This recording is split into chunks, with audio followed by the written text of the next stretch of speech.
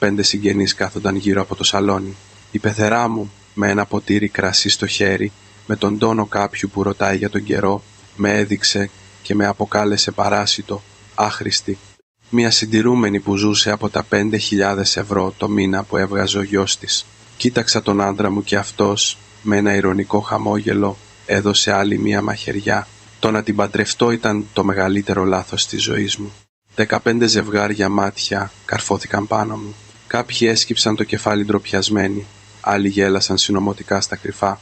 Σηκώθηκα από τη θέση μου, δίπλωσα την ποδιά μου με προσοχή και την κρέμασα στην πλάτη μιας καρέκλας. Και με μία μόνο φράση, δεν θα μπορούσα να συμφωνήσω περισσότερο, φόρεσα τα παπούτσια μου και βγήκα από την πόρτα. Μόλις είχαν περάσει 30 λεπτά, όταν στην άλλη άκρη του τηλεφώνου άρχισαν να ξεσπούν οι απελπισμένες κραυγές και τα κλάματά της οικογένειας του άντρα μου. Πριν ξεκινήσω με την ιστορία λεπτομερώς, σας ζητώ να πατήσετε το κουμπί της εγγραφής και το μου αρέσει. Και αν μου αφήσετε ένα σχόλιο λέγοντας από πού ακούτε αυτή την ιστορία, θα σας το εκτιμούσα πάρα πολύ. Ελπίζω η ευτυχία να σας συντροφεύει όπου και αν βρίσκεστε. Λοιπόν, τώρα χαλαρώστε και δώστε προσοχή στην αφήγησή μου.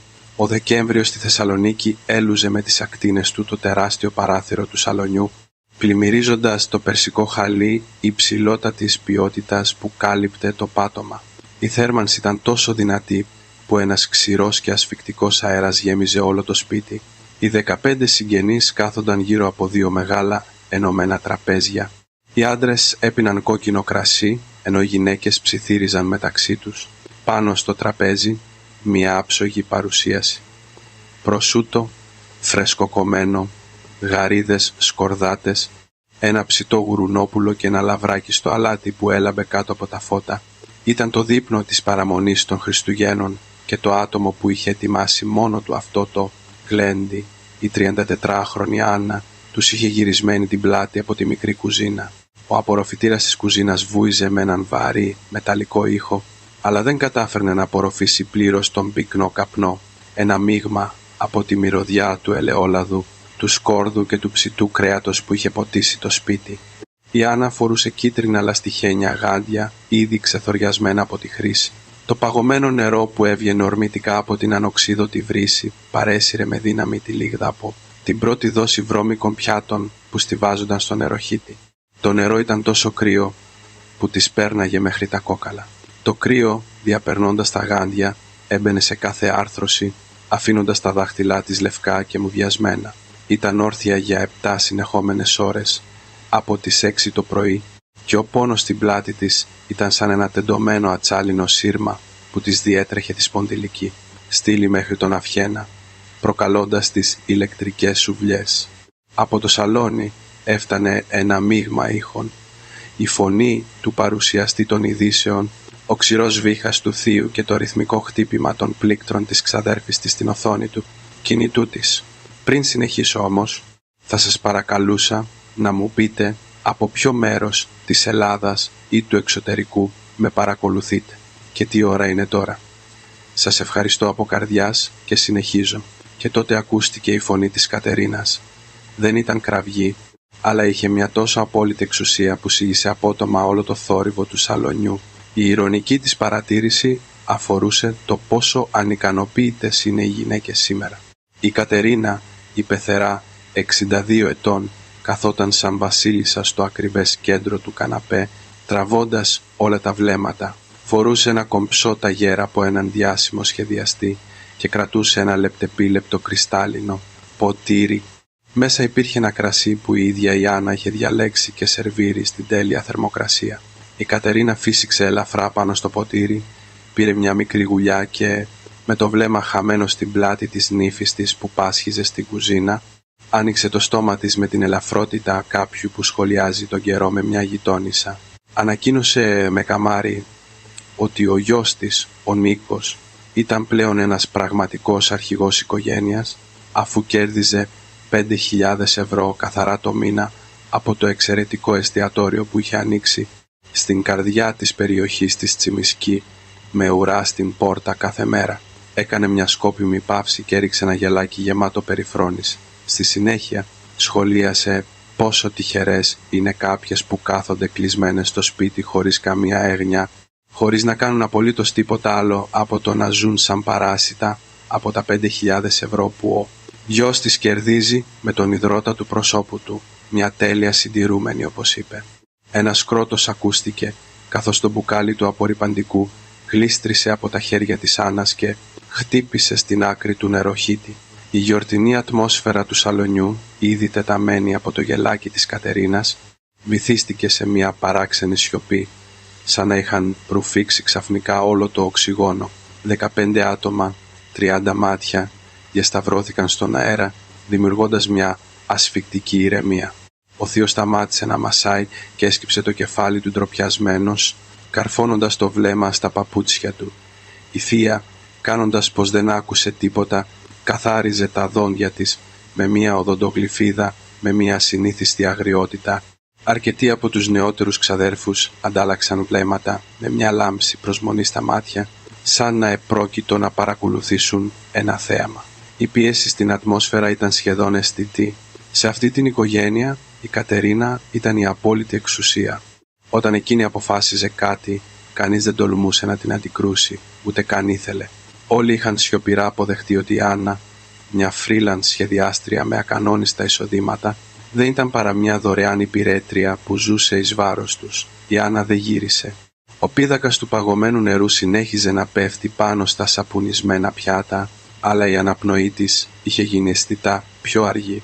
Τα τελευταία 5 χρόνια, τέτοιου είδους ταπεινώσεις ήταν ένα χρόνιο δηλητήριο που είχε διαβρώσει τη ζωή της σιγά σιγά. Πίστευε ότι είχε αποκτήσει ανοσία, αλλά η σημερινή κατηγορία ότι ήταν ένα παράσιτο που ζούσε από το γιο της, εκτοξευμένη μπροστά σε 15 συγγενείς, ήταν σαν ένα ηχηρό και καθαρό χαστούκι στο πρόσωπο. Ασυναίσθητα σταμάτησε τις κινήσεις της και, μέσα από το τζάμι που χώριζε την κουζίνα από το σαλόνι, αναζήτησε με το βλέμμα της τον άντρα της, τον Νίκο, που καθόταν δίπλα στην Κατερίνα. Ο Νίκος, 36 ετών, φορούσε ένα επώνυμο πουκάμισο που η Άννα το προηγούμενο βράδυ του είχε σιδερώσει σχολαστικά, παλεύοντας με την ίστα. Αυτός απολάμβανε τα βλέμματα θαυμασμού και φθόνου των συγγενών του. Ως άντρας που μόλις είχε στήσει μια επιτυχημένη επιχείρηση, απολάμβανε αφάνταστα το κύρος του ως το καμάρι της οικογένειας. Αντί να σταματήσει τη μητέρα του ενώ ταπείνωνε δημόσια τη γυναίκα του, ακούμπησε πίσω στον καναπέ με ένα αξιολύπητο χαμόγελο. Για να ολοκληρώσει την εικόνα του ως αυταρχικού αρχηγού της οικογένειας, μπροστά στους συγγενείς έδωσε τη χαριστική βολή με έναν τόνο ελαφρύ σαν πούπουλο. Είπε στη μητέρα του να το αφήσει πια. Ο Νίκος χαμογέλασε, απλώνοντας τα χέρια του σαν να παραδεινόταν, και μετά αποφάνθηκε με τον τόνο κάποιου που αξιολογεί ένα ελαττωματικό προϊόν. Παραδέχτηκε ότι, για να είναι ειλικρινής, το να την παντρευτεί ήταν το μεγαλύτερο λάθος της ζωής του, αφού το μόνο που ήξερε ήταν να κάθεται στο σπίτι και να ξοδεύει χρήματα, χωρίς να προσφέρει απολύτως τίποτα στην επιχείρηση. Τότε, ο Πέτρος, ο μικρότερος αδερφός του Νίκου που καθόταν σε μια γωνία, έσπευσε να ρίξει λάδι στη φωτιά, λέγοντας στον Νίκο ότι ήταν υπερβολικά καλός. Στα 33 του χρόνια, χωρίς γνωστή δουλειά, ντυμένος με μια φανταχτερή και κακόγουστη επώνυμη φόρμα, κάρφωσε ένα κομμάτι πεπόνι με μια οδοντογλυφίδα, το έβαλε στο στόμα του και μουρμούρισε. Είπε ότι οι γυναίκες σήμερα δεν πρέπει να αντιμετωπίζονται τόσο καλά. Πρότεινε στον αδερφό του την επόμενη φορά να ανεβάσει τον πύχη και να βρει μια νύφη που να βοηθάει στην επιχείρηση, αφού αυτή, εκτός από το ότι δεν έφερνε ούτε 1 ευρώ στο σπίτι, του το έπαιζε και σπουδαία. Μετά τα λόγια του Πέτρου, αρκετά κούφια και σποραδικά γέλια επιδοκιμασίας αντίχησαν στο σαλόνι. Το νερό από τον νεροχύτη άρχισε να ξεχυλίζει, στάζοντας από τον πάγκο στο πλακάκι της κουζίνας. Η Άννα έκλεισε τα μάτια, αντέχοντας τον ήχο εκείνων των οδυνηρών γέλιων, νιώθοντας το δέρμα της το βάρος των 30 ματιών που ήταν καρφωμένα στην πλάτη της. Όλη η υπομονή, οι αμφιβολίες και οι παραχωρήσεις που είχε συσσωρεύσει στο όνομα της οικογενειακής ειρήνης έσπασαν εκείνη ακριβώς τη στιγμή, με τον ξερό και καθαρό ήχο ενός κλαδιού που σπάει. Άνοιξε τα μάτια της αργά. Το ίχνος της κούρασης και της σύγκρουσης που υπήρχε στο βλέμμα της είχε εξατμιστεί τελείως, αντικατασταθέν από μια ψυχραιμία τόσο παγερή που πάγωνε το αίμα. Άπλωσε το δεξί της χέρι και έκλεισε τη βρύση. Ο ήχος του νερού σταμάτησε απότομα. Η ξαφνική σιωπή στην κουζίνα έκανε τα γέλια στο σαλόνι να ακούγονται ακόμα πιο γκροτέσκα και παραμορφωμένα. Η Άννα γύρισε, πήρε ένα καθαρό πανί και στέγνωσε αργά το νερό από τα λαστιχένια γάντια. Μετά, με προσοχή, τα έβγαλε δάχτυλο προς δάχτυλο και τα άφησε τακτοποιημένα δίπλα στο νεροχύτη. Έλυσε τους σημάντες της λερωμένης και ξεθοριασμένης από το λίπος ποδιάς. Οι κινήσεις της ήταν αργές, αλλά ακριβείς, χωρίς ούτε μία περιττή χειρονομία. Δίπλωσε την ποδιά μία φορά και μετά άλλη μία, ισιώνοντάς την μέχρι να μην μείνει ούτε μία ζάρα, περπάτησε μέχρι μία από τις καρέκλες της τραπεζαρίας και την κρέμασε στην πλάτη, απόλυτα ίσια. Όταν τελείωσε, σήκωσε το κεφάλι και μπήκε στο ασφικτικό σαλόνι. 15 ζευγάρια μάτια καρφώθηκαν πάνω της ταυτόχρονα. Κάποιοι περίμεναν να φωνάξει, άλλοι να ξεσπάσει σε κλάματα. Η Κατερίνα μάλιστα σήκωσε ελαφρώς το πηγούνι, έτοιμη να συντρίψει κάθε ίχνος εξέγερσης με ένα ακόμα πιο αιχμηρό δηλητήριο. Αλλά η Άννα ούτε έκλαψε ούτε φώναξε. Σταμάτησε στην άκρη του τραπεζιού και κοίταξε από ψηλά τον Νίκο που ήταν ξαπλωμένος στον καναπέ. Εκείνο το πρόσωπο που κάποτε της είχε κάνει την καρδιά να χτυπά γρήγορα, τώρα της προκαλούσε μόνο μια σπλαχνική ναυτία. «Δεν θα μπορούσα να συμφωνήσω περισσότερο», είπε η Άννα. Η φωνή της δεν ήταν δυνατή, δεν υπήρχε τρέμουλο ούτε θυμός σε αυτήν. Ακουγόταν τρομερά γαλήνια, σαν να απήγγειλε μια μαθηματική φόρμουλα που μόλις είχε αποδειχθεί. Μπροστά σε αυτή τη σύντομη φράση ο Νίκος έμεινε άναυδος. Το χέρι της Κατερίνας που κρατούσε το ποτήρι με το κρασί πάγωσε στον αέρα. Ο Πέτρος με το στόμα γεμάτο πεπόνι την κοιτούσε με ανοιχτό το στόμα. Οι εκφράσεις των 15 συγγενών πάγωσαν, σαν κάποιος να είχε πατήσει το κουμπί της παύσης. Η Άννα δεν κοίταξε κανέναν από αυτούς. Γύρισε, περπάτησε προς την είσοδο, πήρε την μπέζ καμπαρντίνα της από την κρεμάστρα και τη φόρεσε. Πήρε την τσάντα της από την κονσόλα και έσκυψε για να αλλάξει τις παντόφλες της με μαύρες μπαλαρίνες. Όλη η διαδικασία δεν κράτησε ούτε 20 δευτερόλεπτα. Στην ταφόπλακα της σιωπής του σαλονιού ακούγονταν μόνο η ανεπαίσθητη ήχη του φερμουάρ της, καθώς ανέβαινε και το τρίψιμο των παπουτσιών της στο πάτωμα. Ο Νίκος, ανακτώντας τελικά την ομιλία του, ρώτησε οργισμένα τι στο διάολο έκανε. Σηκώθηκε απότομα, με τη φωνή του γεμάτη θυμό και πληγωμένη περηφάνεια, υπενθυμίζοντάς της ότι δεν είχαν τελειώσει ακόμα το δείπνο και ρωτώντας που νόμιζε ότι πήγαινε. Η Άννα δεν απάντησε. Σηκώθηκε όρθια, έπιασε το πόμολο με δύναμη και άνοιξε τη βαριά θωρακισμένη πόρτα για να βγει. Ένας υπόκοφος, μαζικός ήχος αντίχησε όταν η πόρτα έκλεισε, ακολουθούμενος από τον μηχανικό ήχο της αυτόματης κλειδαριάς. Κλικ. Ήταν μια κατηγορηματική δήλωση, η οριστική ρήξη όλων των δεσμών. Ο Δεκέμβριος στη Θεσσαλονίκη είχε μια ιδιαίτερη δροσιά που δεν δεχόταν απόρριψη και ανέμιζε απαλά το κάτω μέρος της καμπαρντίνας της Άννας. Καθώς περπατούσε προς το σταθμό του μετρό, τα βήματά της επιταχύνονταν και ένιωθε πως η σκοτεινή καταπίεση που είχε γεμίσει το στήθος της για 5 χρόνια διαλυόταν με κάθε ανάσα αέρα. Δεν υπήρχαν δάκρυα ούτε κατάρρευση. Το μυαλό της ήταν πιο καθαρό και διαβιές από ποτέ. Έφτασε στην είσοδο του μετρό και κάθισε στο παγκάκι μιας ακόμα κλειστής καφετέριας. Τα αυτοκίνητα κυκλοφορούσαν στο δρόμο και το κέντρο της Θεσσαλονίκης εν μέσω γιορτών απέπνε έναν αέρα τεχνητής φασαρίας, παράξενα άδειο. Έβγαλε το smartphone της από την τσάντα, εισήγαγε τον κωδικό της και άνοιξε την εφαρμογή αποθήκευσης στο νέφος. Το ψυχρό φως της οθόνης φώτισε το ανέκφραστο πρόσωπό της. Μέσα στο φάκελο 3 αρχεία PND.F σκαναρισμένα σε υψηλή ανάλυση περίμεναν σιωπηλά. Αυτά τα 3 αρχεία ήταν η βάση όλης της περηφάνειας και της αλαζονίας με την οποία αυτή η οικογένεια καμάρωνε μπροστά στους συγγενείς της. Και η πραγματική ιδιοκτήτρια αυτών των κρυφών χαρτιών ήταν αυτή η Άννα, το άχρηστο παράσιτο. Άνοιξε το πρώτο αρχείο. Συμβόλαιο εγγυητή στεγαστικού δανείου της Εθνικής Τράπεζας, ποσό δανείου 85.000 ευρώ, δανειολήπτης ο Νίκος. Στο κουτάκι της υπογραφής του εγγυητή, το όνομα της Άννας και η ψηφιακή της υπογραφή εμφανίζονταν με απόλυτη σαφήνεια. 3 χρόνια πριν, ο Νίκος ήθελε να αγοράσει αυτό το πολυτελές διαμέρισμα για να ζει άνετα η μητέρα του, η Κατερίνα. Μάζεψε όλα τα χρήματα που είχαν, αλλά το ιστορικό του με πολλαπλές απλήρωτες πιστωτικές κάρτες έκανε την τράπεζα να του αρνηθεί το δάνειο. Εκείνο το βράδυ ο Νίκος γονάτισε στο πάτωμα του σαλονιού, άρπαξε τα παντελόνια της και της ορκίστηκε ότι όλα τα κέρδη του εστιατορίου θα ήταν για εκείνη, αν παρακαλώ χρησιμοποιούσε το άψογο πιστωτικό της ιστορικό για να εγγυηθεί το δάνειο. Έτσι κατάφεραν να πάρουν αυτά τα 85.000 ευρώ. Άνοιξε το δεύτερο αρχείο. Ασφαλιστήριο προσωπικού δανείου για νέους επιχειρηματίες από την Τράπεζα Πειραιώς. Ποσό δανείου 35.000 ευρώ. Δανειολήπτης ο Πέτρος, εγγυητής η Άννα. 2 χρόνια πριν, ο κουνιάδος της, ο Πέτρος, που πάντα τεμπέλιαζε, μπλέχτηκε στον κόσμο των κρυπτονομισμάτων, εξαπατήθηκε και όχι μόνο τα έχασε όλα, αλλά επιπλέον χρεώθηκε σε τοκογλύφους. Η Κατερίνα κυλιόταν στο πάτωμα κλαίγοντας, χτυπούσε το κεφάλι της στον τοίχο και την ορκιζόταν. Απαιτούσε από τον Νίκο να της δώσει τα χρήματα. Καθώς ο Νίκος δεν τα είχε, η Κατερίνα στράφηκε στην Άννα και τη διέταξε να υπογράψει. Η δικαιολογία ήταν ότι ως freelance σχεδιάστρια με μια άψογη φορολογική δήλωση θα έπαιρνε το δάνειο χωρίς προβλήματα.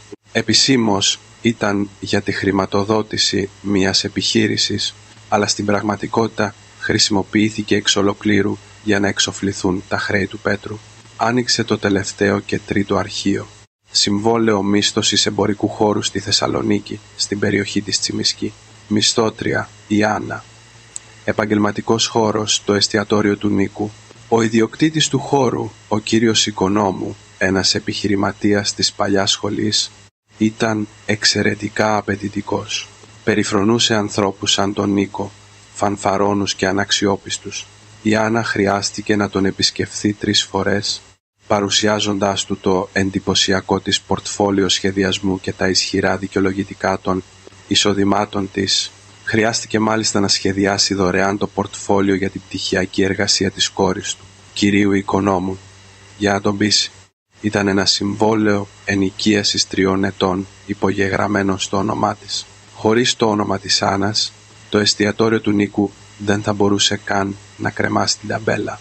Καθώς θα κέρδιζε 5.000 ευρώ το μήνα, όλη αυτή η οικογένεια τη θεωρούσε έναν αναρριχόμενο κισό που μεγάλωνε εις βάρος ενός μεγάλου δέντρου, μια ασήμαντη ύπαρξη που μπορούσε να κόψουν με ένα ψαλίδι ανά πάσα στιγμή.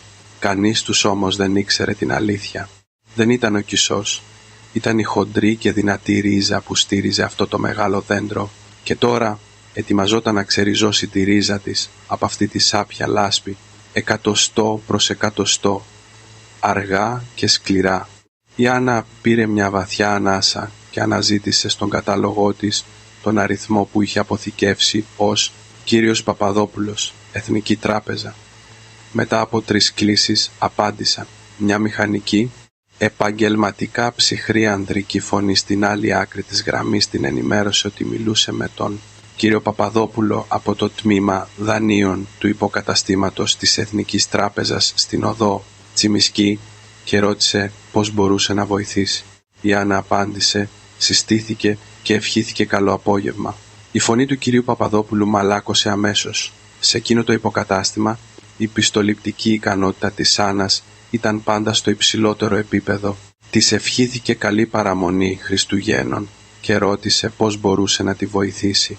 Η Άννα, με παγωμένη φωνή και παρατηρώντας ένα ξερό φύλλο να κυλά στον άνεμο, είπε να αφήσουν τις ευχές. Τηλεφωνούσε για να ανακαλέσει την ιδιότητά της ως εγγυητή σε όλα τα δάνεια στο όνομά της με άμεση ισχύ. Υπήρξε μια πυκνή σιωπή στην άλλη άκρη της γραμμής. Το επαγγελματικό ένστικτο του Παπαδόπουλου ανίχνευσε αμέσως τη σοβαρότητα της κατάστασης. Την παρακάλεσε να ηρεμήσει, ρωτώντας αν ήταν ενήμερη για τις συνέπειες της μονομερούς ανάκλησης μιας εγγύησης. Ο τόνος του έγινε πιο σκληρός και γρήγορος. Της εξήγησε ότι, σύμφωνα με τη 12η ρήτρα του συμβολαίου στεγαστικού δανείου που είχε υπογράψει, αν ο εγγυητής αποσυρώταν μονομερός και ο κύριος δανειολήπτης δεν πληρούσε τις προϋποθέσεις φερεγγιότητας, Το σύστημα θα δημιουργούσε αυτόματα μια ειδοποίηση απώλειας του ευεργετήματος της προθεσμίας, δηλαδή μια προειδοποίηση αθέτησης. Η Άννα επιβεβαίωσε ότι το γνώριζε, ο κύριος δανειολήπτης, ο κύριος Νίκος, θα ειδοποιούνταν αμέσως και θα είχε προθεσμία 14 εργάσιμων ημερών για να παρουσιάσει ένα νέο εγγυητή με τις ίδιες συνθήκες φερεγγιότητας. Αν δεν το έκανε, η τράπεζα είχε το δικαίωμα να απαιτήσει την άμεση και πλήρη αποπληρωμή του υπολείπου του δανείου 85.000 ευρώ. Αν η πληρωμή καθυστερούσε, το ακίνητο θα περνούσε αμέσως σε διαδικασία κατάσχεσης. Η Άννα, χωρίς ίχνος δισταγμού στη φωνή της, επιβεβαίωσε ότι το γνώριζε καλύτερα από τον καθένα και του ζήτησε να καταχωρήσει την αίτησή της για ανάκληση στο σύστημα αμέσως.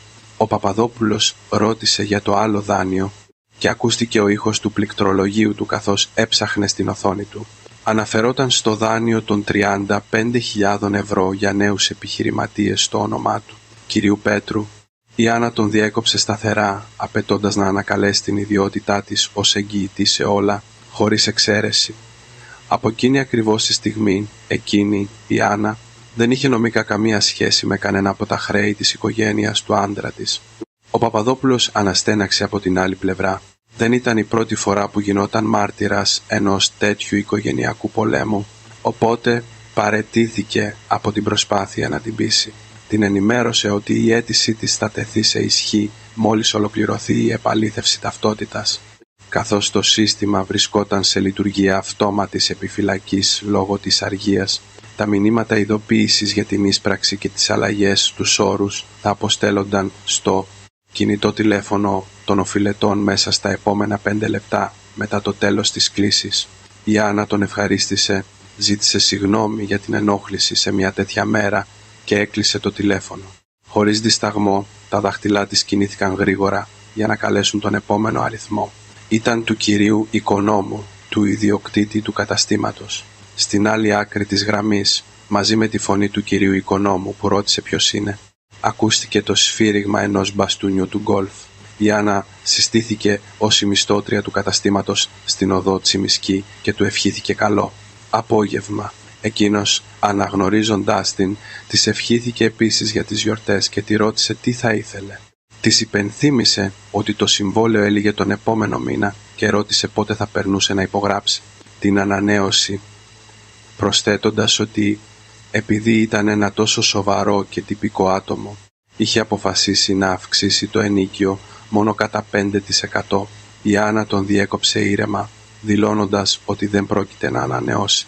Ακόμα και ο ήχος του ανέμου στο γήπεδο του γκολφ φάνηκε να σταματά. Ο κύριος Οικονόμου, με τη φωνή του να ανεβαίνει μια οκτάβα, ρώτησε έκπληκτος πώς γίνεται να μην ανανεώνει αφού το μαγαζί ήταν χρυσορυχείο και το εστιατόριο του άντρα της πήγαινε εξαιρετικά καλά. Η Άννα απάντησε ότι το αν αυτός ο άνθρωπος τα πήγαινε καλά ή όχι δεν την αφορούσε πλέον.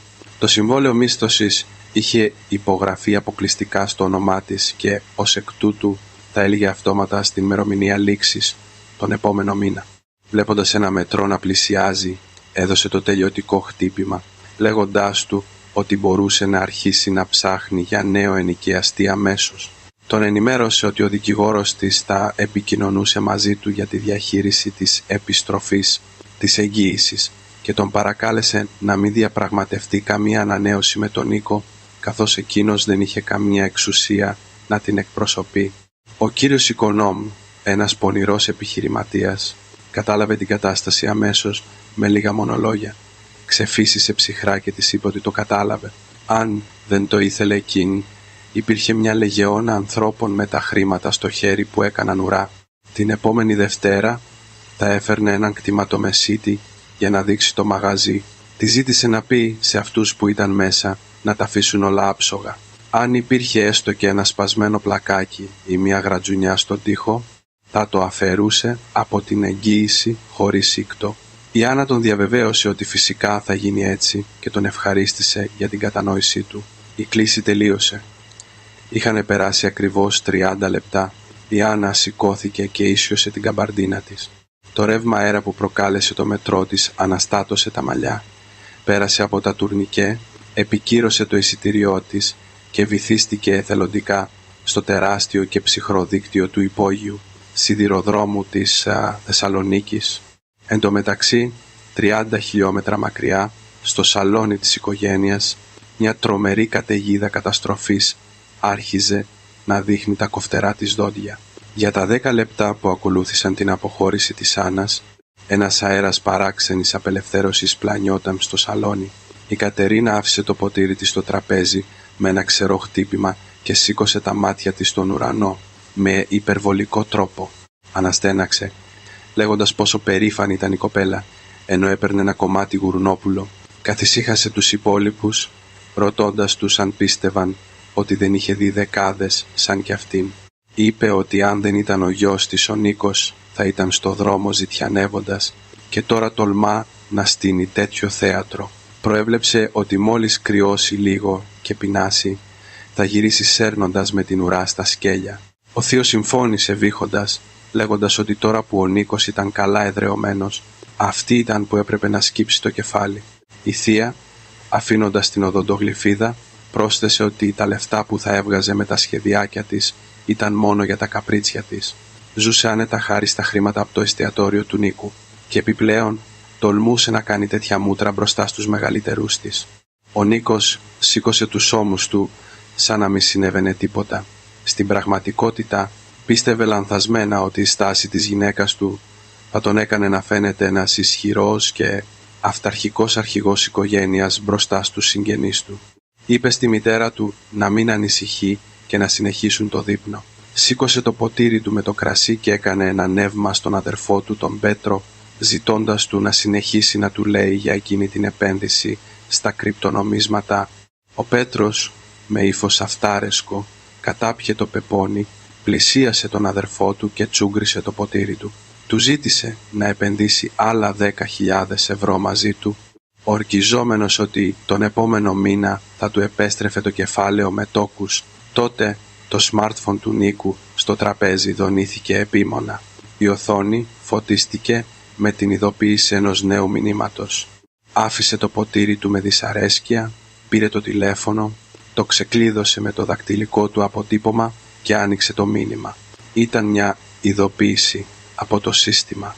Ένα μήνυμα από την Εθνική Τράπεζα που τον πληροφορούσε ότι η μοναδική εγγυήτρια του στεγαστικού του δανείου με αριθμό συμβολέου ΚΑΒΕΛ 48.299, η κυρία Άννα, είχε ολοκληρώσει επίσημα την αίτηση ανάκλησης της εγγύησης στις 9 και 4 εκείνο το βράδυ και η ανάκληση ήταν ήδη σε ισχύ στο σύστημα. Στη συνέχεια τον προειδοποιούσαν ότι σύμφωνα με τη 12η ρήτρα του συμβολέου η απόσυρση της εγγυήτριας δημιουργούσε αθέτηση των όρων φερεγγιότητας και ως εκ τούτου έπρεπε να παρουσιαστεί στο υποκατάστημα της οδού Τσιμισκή εντός 14 εργάσιμων ημερών για να ορίσει ένα νέο εγγυητή με τις ίδιες προϋποθέσεις. Αν δεν συμμορφωνόταν εντός της προθεσμίας, θα έπρεπε να αποπληρώσει το σύνολο του ανεξόφλητου κεφαλαίου 85.000 ευρώ εφάπαξ. Σε περίπτωση μη πληρωμής θα ξεκινούσε μια διαδικασία άμεσης ποινής, το ακίνητο θα κατάσχονταν και θα υποβαλόταν σε πληστηριασμό και ο ίδιος θα συμπεριλαμβανόταν σε ένα αρχείο κακοπληρωτών. Το μήνυμα τελείωνε με τον αριθμό της εξυπηρέτησης πελατών. Ο Νίκος διάβασε το κείμενο 2 φορές με μεγάλη ταχύτητα. Η πρώτη του αντίδραση ήταν ένα δύσπιστο γέλιο. Σχολίασε ότι αυτοί οι απατεώνες του phishing γίνονται όλο και καλύτεροι στις ιστορίες τους, αφήνοντας το τηλέφωνο να πέσει. Είπε ότι τώρα ήξεραν ακόμα και τις ρήτρες των τραπεζικών συμβολέων. Ο Πέτρος, βάζοντας το κεφάλι του, ρώτησε τι συνέβαινε. Ο Νίκος απάντησε ότι ήταν ένα άχρηστο μήνυμα. Αλλά 5 δευτερόλεπτα αργότερα το ηρωνικό χαμόγελο σβήστηκε από το πρόσωπό του. Μια σκέψη του πέρασε από το μυαλό σαν αστραπή. Πριν από 3 χρόνια, όταν αγόρασαν το διαμέρισμα, ήταν η Άννα που υπέγραψε τα χαρτιά της τράπεζας. Αυτός, απασχολημένος με την άδεια λειτουργίας του εστιατορίου κτλ., δεν είχε καν διαβάσει τα ψηλά γράμματα. Επιπλέον, το μήνυμα που μόλις είχε λάβει ανέφερε το ακριβές ποσό του ανεξόφλητου κεφαλαίου, 85.000 ευρώ, με μια ανατριχιαστική ακρίβεια. Μια κρύα και κολώδης αίσθηση, σαν φίδι, άρχισε να του σκαρφαλώνει στη σπονδυλική στήλη. Ξαναπήρε το τηλέφωνο σαν να κρεμόταν η ζωή του από αυτό, με το πρόσωπό του να έχει χάσει όλη την προηγούμενη ηρεμία του. Αγνοώντας τον σύνδεσμο του μηνύματος, κάλεσε απευθείας τον επίσημο αριθμό εξυπηρέτησης πελατών της Εθνικής Τράπεζας. Η αναμονή του φάνηκε αιώνας. Με κάθε επανάληψη του αυτόματου μηνύματος με τις χριστουγεννιάτικες ευχές, η αγωνία μεγάλωνε μέσα του σαν ένα μπαλόνι έτοιμο να σκάσει. Χωρίς να το καταλάβει, άρχισε να κουνάει νευρικά το πόδι του και το τακούνι του παπουτσιού του έτριβε το χαλί με έναν υπόκοφο ήχο. Παρόλο που η συζήτηση στο σαλόνι συνεχιζόταν για τον Νίκο, όλα είχαν γίνει ένας ακατανόητος ψίθυρος. Από την εξυπηρέτηση πελατών της Εθνικής Τράπεζας, ένας πράκτορας με τον αριθμό 8027 τον ρώτησε πώς μπορούσε να βοηθήσει.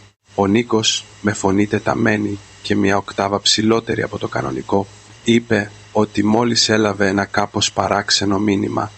Η θεία δίπλα του τον κοίταξε περίεργα. Αυτός, ξαπνιασμένος, χαμήλωσε τη φωνή του και γλίστρισε προς την πόρτα της βεράντας με το τηλέφωνο κολλημένο στο «αυτή». Εξήγησε ότι έλαβε ένα μήνυμα που έλεγε ότι η εγγυήτρια της υποθήκης του είχε ανακαλέσει την εγγύηση και ρώτησε αν ήταν λάθος του συστήματος ή phishing. Ο πράκτορας του ζήτησε να περιμένει ένα λεπτό και για λόγους ασφαλείας να εισάγει τα 6 τελευταία ψηφία του κωδικού του και τα 7 πρώτα της ταυτότητάς του επαλήθευση. Ο Νίκος πληκτρολόγησε τους αριθμούς με τρεμάμενα δάχτυλα. Η παλάμη του χεριού του ήταν μουσκεμένη σε κρύο υδρότα. Ο πράκτορας τον ευχαρίστησε και επιβεβαίωσε την ταυτότητά του. Η φωνή του πράκτορα παρέμενε μηχανικά ήρεμη. Για τον Νίκο ακούστηκε σαν θανατική καταδίκη. Ο πράκτορας του επιβεβαίωσε ότι είχε ελέγξει το σύστημα και δεν επρόκειτο για λάθος ή απάτη. Μόλις 5 λεπτά νωρίτερα, η εγγυήτρια του στεγαστικού του δανείου, η κυρία Άννα, επικοινώνησε απευθείας τηλεφωνικά με τον διαχειριστή του υποκαταστήματός του και διεκπεραίωσε επίσημα την ακύρωση της ευθύνης της ως εγγυήτρια για το εν λόγω δάνειο των 85.000 ευρώ. Ο Νίκος, χάνοντας τον έλεγχο, ούρλιαξε ρωτώντας με ποιο δικαίωμα ακυρώνει οτιδήποτε αφού είναι το δικό του σπίτι.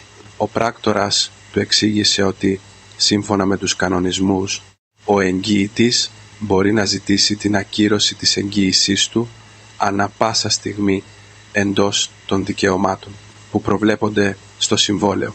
Ωστόσο, η τρέχουσα προσωπική του πιστοληπτική ικανότητα δεν επέτρεπε τη διατήρηση του δανείου χωρίς εγγυητή, γι' αυτό και το σύστημα δημιούργησε αυτόματα την ειδοποίηση απώλειας του ευεργετήματός της, προθεσμίας. Ως εκ τούτου, ήταν επιτακτική ανάγκη εντός προθεσμίας 14 εργάσιμων ημερών.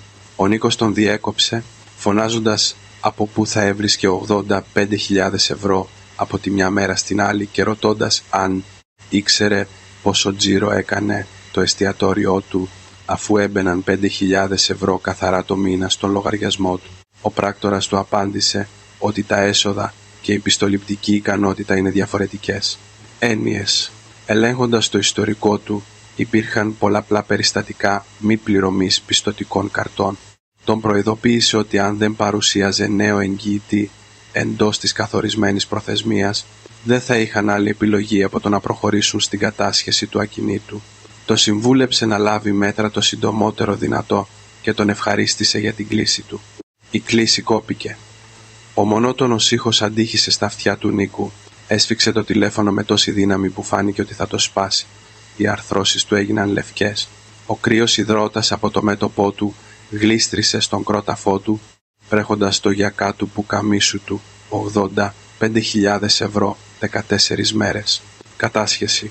Αυτές οι 3 φράσεις μαχαίρωσαν με την ακρίβεια νηστεριού το κέντρο της εύθραυστης ματαιοδοξίας του, αυτής που επεδείκνυε στους συγγενείς του λίγα λεπτά νωρίτερα.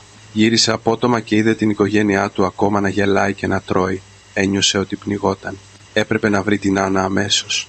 Έπρεπε να την αναγκάσει με κάθε τρόπο να ακυρώσει αυτή την αίτηση. Ακριβώς τη στιγμή που ετοιμαζόταν να επιστρέψει στο σαλόνι, το τηλέφωνο του δονήθηκε για δεύτερη φορά με μεγαλύτερη βία. Αυτή τη φορά ήταν μια κλήση. Στην οθόνη αναβόσβηνε το όνομα «Κύριος Οικονόμου». Ιδιοκτήτης, η καρδιά του Νίκου πήγε να σπάσει. Με τρεμάμενα δάχτυλα σύρθηκε το κουμπί για να απαντήσει. Πριν προλάβει να ευχηθεί καλή βραδιά στον κύριο οικονόμου, η βροντερή και αφιλτράριστη φωνή του ιδιοκτήτη εξεράγει στην άλλη άκρη της γραμμής, σχεδόν σπάζοντάς του το τύμπανο. Τον ρώτησε τι στο καλό σκάρωναν οι δυο τους. Η γυναίκα του μόλις τον είχε καλέσει για να του πει ότι όταν τελειώσει το συμβόλαιο τον επόμενο μήνα δεν θα ανανεώσει. Ο Νίκος, με τα μάτια του να μοιάζουν έτοιμα να βγουν από τις κόγχες και το λευκό τους να βάφεται έντονο, κόκκινο, ούρλιαξε ρωτώντας ποιος είπε ότι δεν θα ανανεώσει. Διαβεβαίωσε τον κύριο οικονόμο ότι το εστιατόριό του λειτουργούσε υπέροχα και φυσικά ήθελε να ανανεώσει, υποστηρίζοντας ότι πρέπει να έγινε κάποια παρεξήγηση. Ο κύριος οικονόμου ξεφύσισε, αποκαλώντας το ανοησίες. Τον ρώτησε αν είχε χάσει το μυαλό του και αν είχε ξεχάσει ότι το άτομο που υπέγραψε το τριετές συμβόλαιο ενοικίασης ήταν η Άννα. Εκείνος ήταν απλώς ο αχυράνθρωπος διευθυντής που τηγάνιζε κοτόπουλα εκεί μέσα.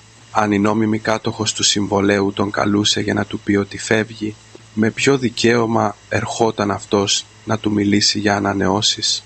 Τον ρώτησε ειρωνικά αν πίστευε ότι μπορούσε να υπογράψει συμβόλαιο μαζί του στο όνομά του. Ο Νίκος προσπάθησε να τον παρακαλέσει, λέγοντας ότι είναι η γυναίκα του, ότι είναι μια οικογένεια. Ο ιδιοκτήτης του είπε να μην του λέει ανοησίες. Η Άννα ήταν πολύ σαφής και του είπε να τους ειδοποιήσει να βγάλουν τα πάντα από εκεί. Τον προειδοποίησε ότι για εκείνο το μαγαζί, σε εκείνη τη γωνία της Τσιμισκή, είχε μια ουρά από ανθρώπους με βαλίτσες γεμάτες χρήματα. Αν δεν το ήθελαν αυτοί, την επόμενη Δευτέρα θα το έδειχνε σε άλλον. Του είπε να ετοιμάζεται για μετακόμιση, να βγάλει εκείνη τη λιγδιασμένη φριτέζα και όλα του τα πράγματα, και του επανέλαβε, αν υπήρχε έστω και μια ζημιά στο πάτωμα ή στους τοίχους, δεν θα του επέστρεφε ούτε ένα σέντ από την εγγύηση. Και πάλι ο αδρανής ήχος. Ο Νίκος ένιωσε ότι όλος ο κόσμος γυρνούσε γύρω του. Αυτό το μαγαζί στην περιοχή της Τσιμισκή ήταν το μοναδικό του στήριγμα, το αυτόματο ταμιολογιστικό του μηχάνημα. Χωρίς αυτή την προνομιακή γωνία, το εστιατόριό του θα γινόταν ένα σκουπίδι, χειρότερο από ένα ταχυφαγείο της γειτονιάς. Τα 5.000 ευρώ μηνιαίως που έμπαιναν στο λογαριασμό του θα μετατρέπονταν από τη μια μέρα στην άλλη σε ένα βουνό από ασφικτικά χρέη. Η απέτηση της υποθήκης, η αναγκαστική λύση του συμβολέου του μαγαζιού, όλες αυτές οι καταστροφές είχαν συμβεί μέσα στα 30 λεπτά από τότε που η Άννα έκλεισε την πόρτα, με πάταγο. Τα πόδια του τον πρόδωσαν και όλα έγιναν μαύρα. Παραπάτησε προς τα πίσω, χτυπώντας την πλάτη του στο παράθυρο της βεράντας και, σαν ασπόνδυλο ζώο, γλίστρισε κατά μήκος του τζαμιού μέχρι που έπεσε καταρακωμένο στο κρύο μαρμάρινο πάτωμα. Η Κατερίνα, καθισμένη στο σαλόνι, παρατήρησε τελικά την παράξενη συμπεριφορά του μεγάλου της γιου. Άφησε το ποτήρι της στο τραπέζι και σηκώθηκε για να τον πλησιάσει. Τον ρώτησε αν είχε πιει πάρα πολύ και γιατί το πρόσωπό του ήταν τόσο χλωμό. Ο Νίκος σήκωσε το κεφάλι και κοίταξε τη μητέρα του με άδεια μάτια. Τα χείλη του έτρεμαν σπασμωδικά, αλλά για αρκετή ώρα δεν μπορούσε να αρθρώσει λέξη. Ο Πέτρος πλησίασε τρέχοντας, ρωτώντας τι συμβαίνει στα αλήθεια. Μόλις είδε το τρομερό μήνυμα της τράπεζας στην οθόνη του κινητού του αδερφού του, τα μάτια του πάγωσαν. 85.000 ευρώ κατάσχεση πληστηριασμός, φώναξε ο Πέτρος. Στην κραυγή του, οι 15 συγγενείς μαζεύτηκαν γύρω του. Τα 15 βλέμματα, που μέχρι πριν λίγο κορόιδευαν την Άννα, τώρα γεμάτα δυσπιστία και φρίκη, καρφώθηκαν στον Νίκο που ήταν πεσμένος στο πάτωμα. Ο θείος, συνοφριωμένος, ρώτησε τι σήμαινε κατάσχεση. Ρώτησε τον Νίκο αν δεν κέρδιζε 5.000 ευρώ το μήνα και γιατί του έφτασε ένα τέτοιο μήνυμα. Το πρόσωπο της Κατερίνας έγινε επίσης ταχτή. Άρπαξε το τηλέφωνο από το γιο της, διάβασε το μήνυμα και έβγαλε ένα πνιχτό λαχάνιασμα. Ρώτησε τι ήταν αυτό, κατηγορώντας την Άννα, την οχιά, ότι ακύρωσε την εγγύηση. Η φωνή της έσπασε σε μια οξία στριγλιά, αναρωτώμενη ποια νόμιζε ότι ήταν για να κάνει κάτι τέτοιο. Ο Νίκος, πιάνοντας το κεφάλι του με τα δύο χέρια σαν θηρίο, μονολόγησε ότι δεν ήταν μόνο η εγγύηση. Το συμβόλαιο του εστιατορίου το είχε ακυρώσει επίσης, τα πάντα. Ο ιδιοκτήτης είπε ότι τους πετούσε έξω την επόμενη εβδομάδα. Η Κατερίνα ούρλιαξε. Η κραυγή της ήταν τόσο οξία που φάνηκε ότι θα μπορούσε να θρηματίσει το μεγάλο παράθυρό του. Σαλονιού. Ένιωσε το αίμα της να βράζει και να ανεβαίνει στο κεφάλι της. Όλη η πρόσωψη της αξιοσέβαστης οικογένειας που είχε χτίσει με τόση επιμέλεια σε όλη της τη ζωή είχε γίνει κομμάτια σε ένα δευτερόλεπτο. Σαν να είχε κρίσει, πήρε το δικό της κινητό και με τρεμάμενα δάχτυλα έψαξε τον αριθμό της Άννας και πάτησε το κουμπί. Κλήσεις ξανά και ξανά. Ο τόνος κλήσεις διήρκεσε ατελείωτα. Ένα τρομερά μεγάλο χρονικό διάστημα στο οποίο κανείς στο σαλόνι δεν τολμούσε ούτε να αναπνεύσει. Τελικά απάντησαν. Η Κατερίνα, εκτός εαυτού, ούρλιαξε στο τηλέφωνο ρωτώντας την Άννα αν είχε τρελαθεί και τι το καλό έκανε. Σταγόνες σάλιου πιτσίλιζαν την οθόνη. Της διέταξε να καλέσει την τράπεζα αμέσως και να ακυρώσει την ανάκληση, να καλέσει τον κύριο οικονόμου και να του πει γονατιστή ότι ήθελε να ανανεώσει. Της είπε να γυρίσει σπίτι σέρνοντας αμέσως. Στην άλλη άκρη της γραμμής ακουγόταν η φασαρία της κίνησης στο κέντρο της Θεσσαλονίκης και το σφύριγμα του ανέμου. Η φωνή της Άννας ακουγόταν μακρινή, αλλά τόσο κρύα και κοφτερή όσο ένα νηστέρι. Είπε στην Κατερίνα ότι ο γιος της ήταν ένας επιτυχημένος άντρας που κέρδιζε 5.000 ευρώ το μήνα. Προφέροντας κάθε συλλαβή αργά και καθαρά για να την ακούσουν όλοι σε εκείνο το σαλόνι, ρώτησε ρητορικά αν ένας τόσο φερέγγιος αρχηγός οικογένειας που κερδίζει 5.000 ευρώ το μήνα χρειαζόταν να παρακαλάει ένα άχρηστο παράσιτο σαν αυτήν για να του χρησιμεύσει ως εγγυητής και πολύ περισσότερο να ζητά από μια ξένη σαν αυτήν να του υπογράψει το συμβόλαιο ενός μαγαζιού. Η Κατερίνα, τρέμοντας από την κορυφή ως τα νύχια, την αποκάλεσε δηλητηριώδες φίδι και την ρώτησε αν σκόπευε να καταστρέψει την οικογένειά της, αν δεν ήξερε ότι διέπρατε έγκλημα. Η φωνή της έσπασε σε ένα φρικτό γρίλισμα. Στην άλλη άκρη ακούστηκε ένα ελαφρύ, ηρωνικό γέλιο. Η Άννα απάντησε ότι ήταν αυτοί που είπαν ότι το να την παντρευτούν ήταν το μεγαλύτερο λάθος της ζωής τους. Εκείνη απλώς διόρθωνε αυτό το τρομερό λάθος και παρεμπιπτόντος της είπε ότι το κρασί της θα είχε ζεσταθεί και να το πιει μόνο ρούφι πριν να είναι αργά. Η κλήση κόπηκε ανελαίητα. Η Κατερίνα ούρλιαξε στην νεκρή οθόνη του τηλεφώνου της. Προσπάθησε να ξανακαλέσει, αλλά ο αριθμός ήταν ήδη εκτός κάλυψης. Το σαλόνι έμεινε σε μια απόλυτη σιωπή. Ο θείος Βήχας 2 φορές και υποχώρησε αμήχανα προς τη θέση του. Η θεία άφησε σιωπηλά τα σπόρια που είχε στο χέρι της και άρχισε να κοιτάζει ένα λάξ την Κατερίνα και τους δύο γιους της με νευρικά μάτια. Οι υπόλοιποι συγγενείς, άφωνοι, κοιτάζονταν μόνο με την άκρη του ματιού. Τα βλέμματα, που πριν ήταν γεμάτα φθόνο και ζήλια, είχαν τώρα μετατραπεί σε περιφρόνηση, έκπληξη και εκείνη την οσυρή περιέργεια κάποιου που παρακολουθεί μια φωτιά στο σπίτι του. Γείτονα, μόλις 30 λεπτά νωρίτερα, γελούσαν και αντιμετώπιζαν την Άννα σαν μια ασήμαντη, άπορη ύπαρξη. Αλλά τώρα αυτό το άχρηστο παράσιτο που είχαν ποδοπατήσει και γελιοποιήσει, μόλις είχε ξεριζώσει τον πυλώνα του πολυτελούς του σπιτιού και ολόκληρης της οικογένειας. Ένας ήχος σαν σπάσιμο ακούστηκε, καθώς η πρόσωψη των φαινομένων γινόταν κομμάτια. Έπεσε η νύχτα. Τα νέον φώτα της Θεσσαλονίκης αναβόσβηναν κάτω από έναν παγωμένο άνεμο. Στις 11 το βράδυ, ένα μεγάλο μαύρο αυτοκίνητο φρέναρε με ένα οξύ στρίγκλισμα μπροστά από ένα παλιό και ταπεινό κτίριο διαμερισμάτων στην Άνω Πόλη. Ο Νίκος πήδηξε από το αυτοκίνητο χωρίς καν να κλείσει καλά την πόρτα και έτρεξε προς την είσοδο, χτυπώντας το κουμπί του ασανσέρ σαν να ήθελε να το σπάσει. Έπρεπε να βρει την Άννα. Το επόμενο πρωί έπρεπε να ανοίξει το εστιατόριο και δεν είχε καν πληρώσει τους μισθούς των υπαλλήλων. Η προθεσμία των 14 ημερών της τράπεζας ήταν σαν το δρεπάνι του θανάτου που πλησίαζε όλο και περισσότερο το λαιμό του. Αν η Άννα ανακαλούσε την ανάκληση και υπέγραφε ξανά εκείνα τα καταραμένα χαρτιά, όλα θα μπορούσαν να επιστρέψουν στην κανονικότητα. Ανέβηκε τρέχοντας στον 5ο όροφο και στάθηκε μπροστά στην πόρτα του διαμερίσματός της, Μαρίας, της καλύτερης φίλης της Άννας από το πανεπιστήμιο. Αν η Άννα είχε φύγει από το σπίτι, ήταν προφανές ότι θα κρυβόταν εδώ. Ο Νίκος χτυπούσε τη μεταλλική πόρτα με τις γροθιές του. Ο υπόκοφος ήχος αντιχούσε στον άδειο διάδρομο. Ούρλιαζε σαν θηρίο λέγοντας την Άννα να βγει έξω αμέσως ότι ήξερε πως ήταν εκεί.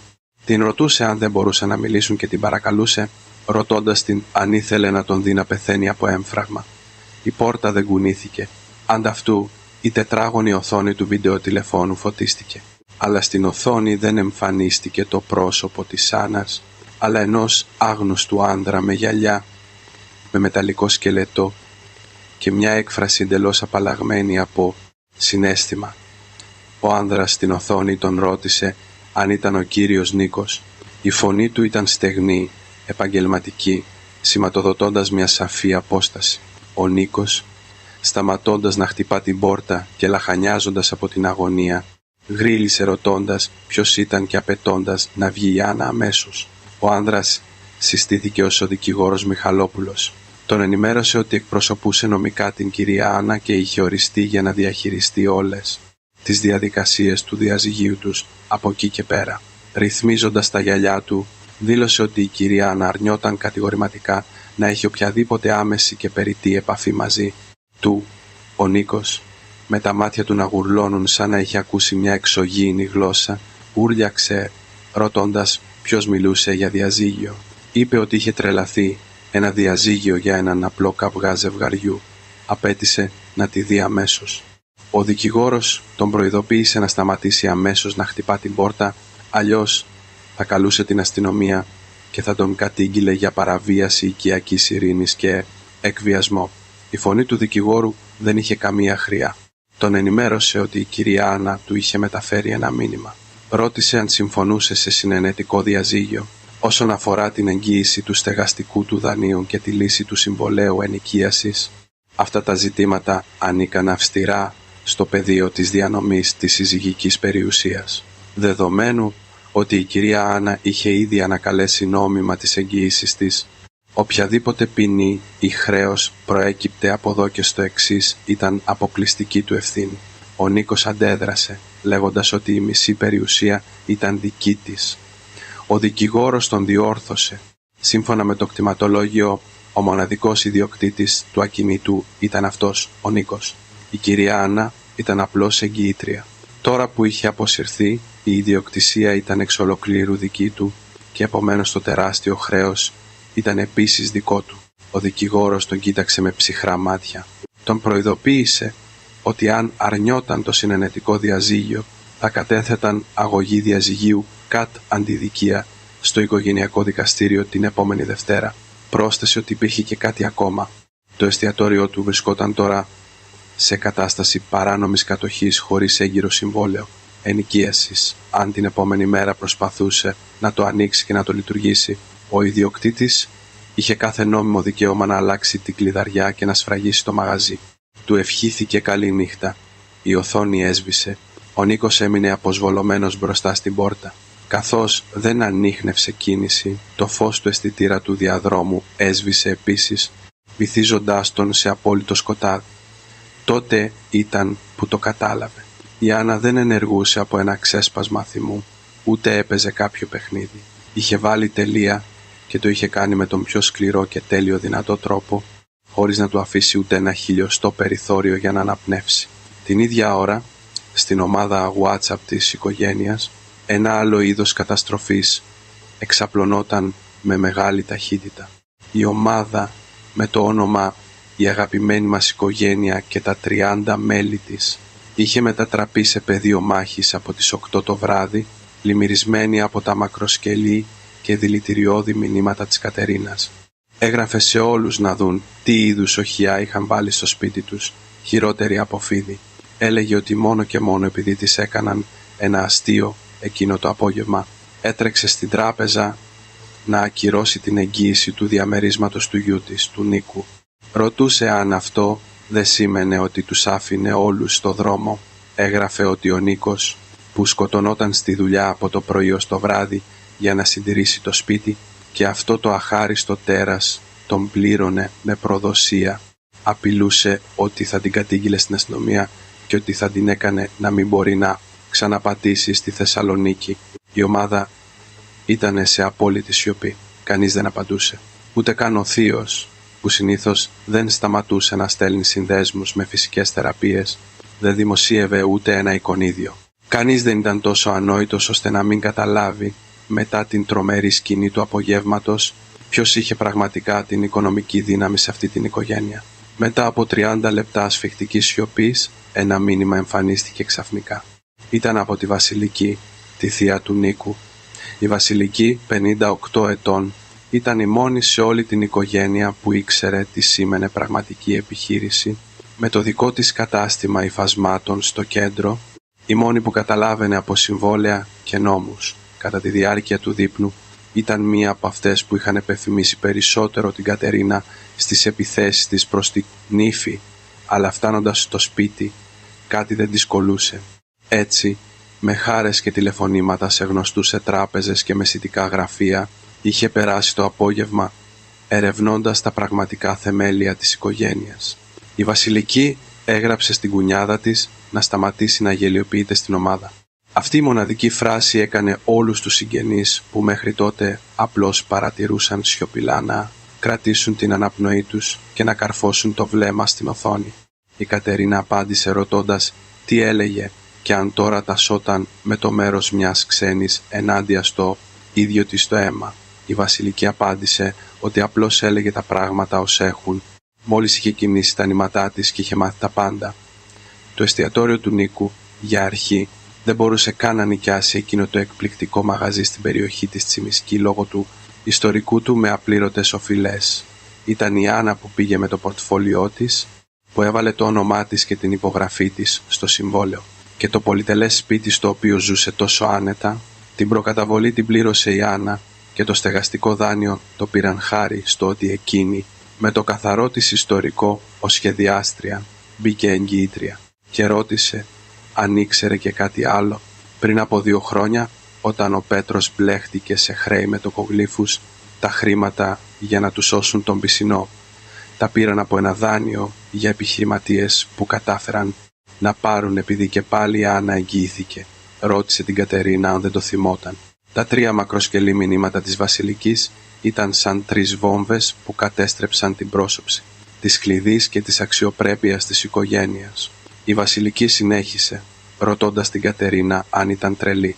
Το εστιατόριο του Νίκου, τα χρέη του Πέτρου, το σπίτι όπου κοιμόταν, όλα τα σημαντικά χαρτιά ήταν στα χέρια της νύφης της. Και με τι θράσος την αποκαλούσε παράσιτο μπροστά σε 15 άτομα, ρώτησε αν ένιωσε ικανοποίηση. Τώρα που είχε αποσύρει όλες τις εγγυήσεις, πως σκόπευε να την φέρει πίσω. Ρώτησε αν πίστευε ότι είχε την παραμικρή αξιοπρέπεια να έρχεται εκεί να κλαίει και να βρίζει. Αν ήταν στη θέση της Άννας, την επόμενη μέρα το πρωί θα τους μείνει όλους για απάτη. Μπροστά σε αυτόν τον καταιγισμό αληθιών, η Κατερίνα έμεινε εντελώς άφωνη. Έπιασε το κινητό με τρεμάμενα χέρια. Το πρόσωπό της πέρασε από το κόκκινο στο λευκό και τελικά σε ένα μελανό. Ήθελε να γράψει μια προσβολή, να πει στη Βασιλική ότι θα της έβγαζε τη γλώσσα, αλλά μπορούσε μόνο να γράφει και να σβήνει ξανά και ξανά. Δεν είχε ούτε ένα επιχείρημα για να αντικρούσει εκείνη την καταιγίδα γεγονότων, γιατί όλα ήταν η σκέτη και οδυνηρή αλήθεια. Απλά, για πολύ καιρό, είχαν θεωρήσει δεδομένη τη θυσία της Άννας, σε σημείο που είχαν κάνει πλήση εγκεφάλους σε αυτούς τους και είχαν διαγράψει αυτά τα γεγονότα από τη μνήμη τους. Ενώ η Κατερίνα, βυθισμένη σε τρόμο και απόλυτη απόγνωση, καθόταν στην άκρη του κρεβατιού, η εξώπορτα άνοιξε με πάταγο. Ο Πέτρος, ο μικρότερος αδερφός, μπήκε στο σπίτι σαν λυσασμένο σκυλί, με μια μυρωδιά φθηνού αλκοόλ και ένα ζωώδες γκριτό, φωνάζοντας τη μητέρα του να βγει έξω αμέσως. Το μπλουζάκι του ήταν σκισμένο και το πρόσωπό του γεμάτο μελανιές, σαν να είχε μόλις φάει ξύλο. Χωρίς να βγάλει τα παπούτσια του, πάτησε το πανάκριβο περσικό χαλί με τις λασπωμένες σόλες του και μπήκε τρέχοντας στην κρεβατοκάμαρα. Η Κατερίνα, τρέχοντας προς το μέρος του, φώναξε ρωτώντας τι του είχε συμβεί. Εκείνος την έσπρωξε, της είπε να σωπάσει και έβγαλε από την τσέπη το μισοσπασμένο του κινητό για να της το δείξει. Στην οθόνη, ένα άλλο τρομερό μήνυμα ίσπραξης χρέους, αυτή τη φορά από την Τράπεζα Πειραιώς. Λόγω της ανάκλησης της εγγύησης από την κυρία Άννα, το δάνειο του για νέους επιχειρηματίες ύψους 35.000 ευρώ δεν πληρούσε πλέον τις προϋποθέσεις φερεγγιότητας. Του ζητούσαν να αποπληρώσει το ανεξόφλητο υπόλοιπο εντός 3 ημερών Σε περίπτωση μη πληρωμής θα επιβάλλονταν μέγιστοι τόκοι υπερημερίας και θα ξεκινούσε η διαδικασία αναγκαστικής εκτέλεσης και εγγραφής σε αρχεία κακοπληρωτών. 3 μέρες, 35.000 ευρώ. Τα μάτια του Πέτρου ήταν κατακόκκινα. Ούρλιαξε ότι η σκύλα η Άννα είχε ακυρώσει και τη δική του εγγύηση. Μόλις τον είχαν καλέσει από την τράπεζα. Αν σε 3 μέρες δεν επέστρεφε 35.000 ευρώ σε μετρητά, θα του κατάσχεταν όλους τους λογαριασμούς. Θα τον άφηναν χωρίς ούτε 1 ευρώ, ούτε για να αγοράσει τσιγάρα. Η Κατερίνα ένιωσε ότι όλα γίνονταν μαύρα και ότι ο κόσμος γύριζε γύρω της. Αναρωτήθηκε πώς μπόρεσε να συμβεί αυτό, πώς μπορεί κάποιος να είναι τόσο σκληρός και να τους πνίγει έτσι. Ο Πέτρος, φωνάζοντας ότι δεν είχε σημασία το πώς, άρπαξε το χέρι της μητέρας του σαν να ήταν ένα σάπιο σωσίβιο. Την έσφιξε με τόση δύναμη που φάνηκε ότι θα της έσπαγε τα κόκαλα. Τη ζήτησε τα χρήματα τώρα, να βγάλει τα χρήματα που είχε αποταμιεύσει για τη σύνταξή της και να του τα δώσει. 35.000 ευρώ αμέσως. Η Κατερίνα, ξεσπώντας σε κλάματα σαν ζώο, μονολόγησε από πού να βρει 35.000 ευρώ. Του είπε ότι ξόδεψε όλη τη σύνταξη τον περασμένο μήνα για να του αγοράσει εκείνο το μεταχειρισμένο ακριβό αυτοκίνητο και ό,τι είχε απομείνει το ξόδεψε στο Γουρουνόπουλο και το Λαβράκι για αυτό το δείπνο. Δεν της είχαν μείνει ούτε 3.000 ευρώ στο λογαριασμό. Ο Πέτρος, εντελώς εκτός εαυτού, της φώναξε να τα δανειστεί ή να πάει να τα ζητήσει από τον αγαπημένο τους αδερφό, δείχνοντας τον Νίκο που εκείνη τη στιγμή έμπαινε από την πόρτα μεθυσμένος και παραπατώντας.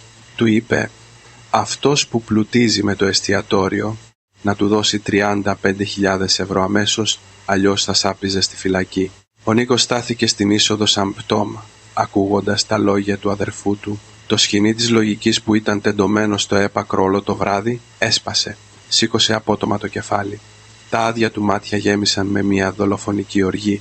Όρμησε στον Πέτρο σαν εξαγριωμένος σταύρος. Τον άρπαξε από το λαιμό και τον πέταξε στον καναπέ. Τον αποκάλεσε σκουπίδι, παράσιτο που ξέρει μόνο να δημιουργεί προβλήματα και επιπλέον ζητάει χρήματα. Οι φλέβες στο μέτωπο του Νίκου φούσκωσαν.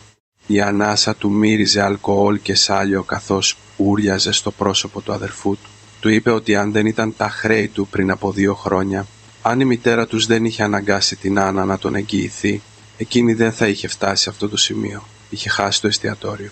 Ο ιδιοκτήτης του είπε ότι την επόμενη εβδομάδα τον πετούσε έξω. Έπρεπε να επιστρέψει 85.000 ευρώ στην τράπεζα και τον ρώτησε αν πίστευε ότι είχε χρήματα για να πληρώσει τα δικά του χρέη.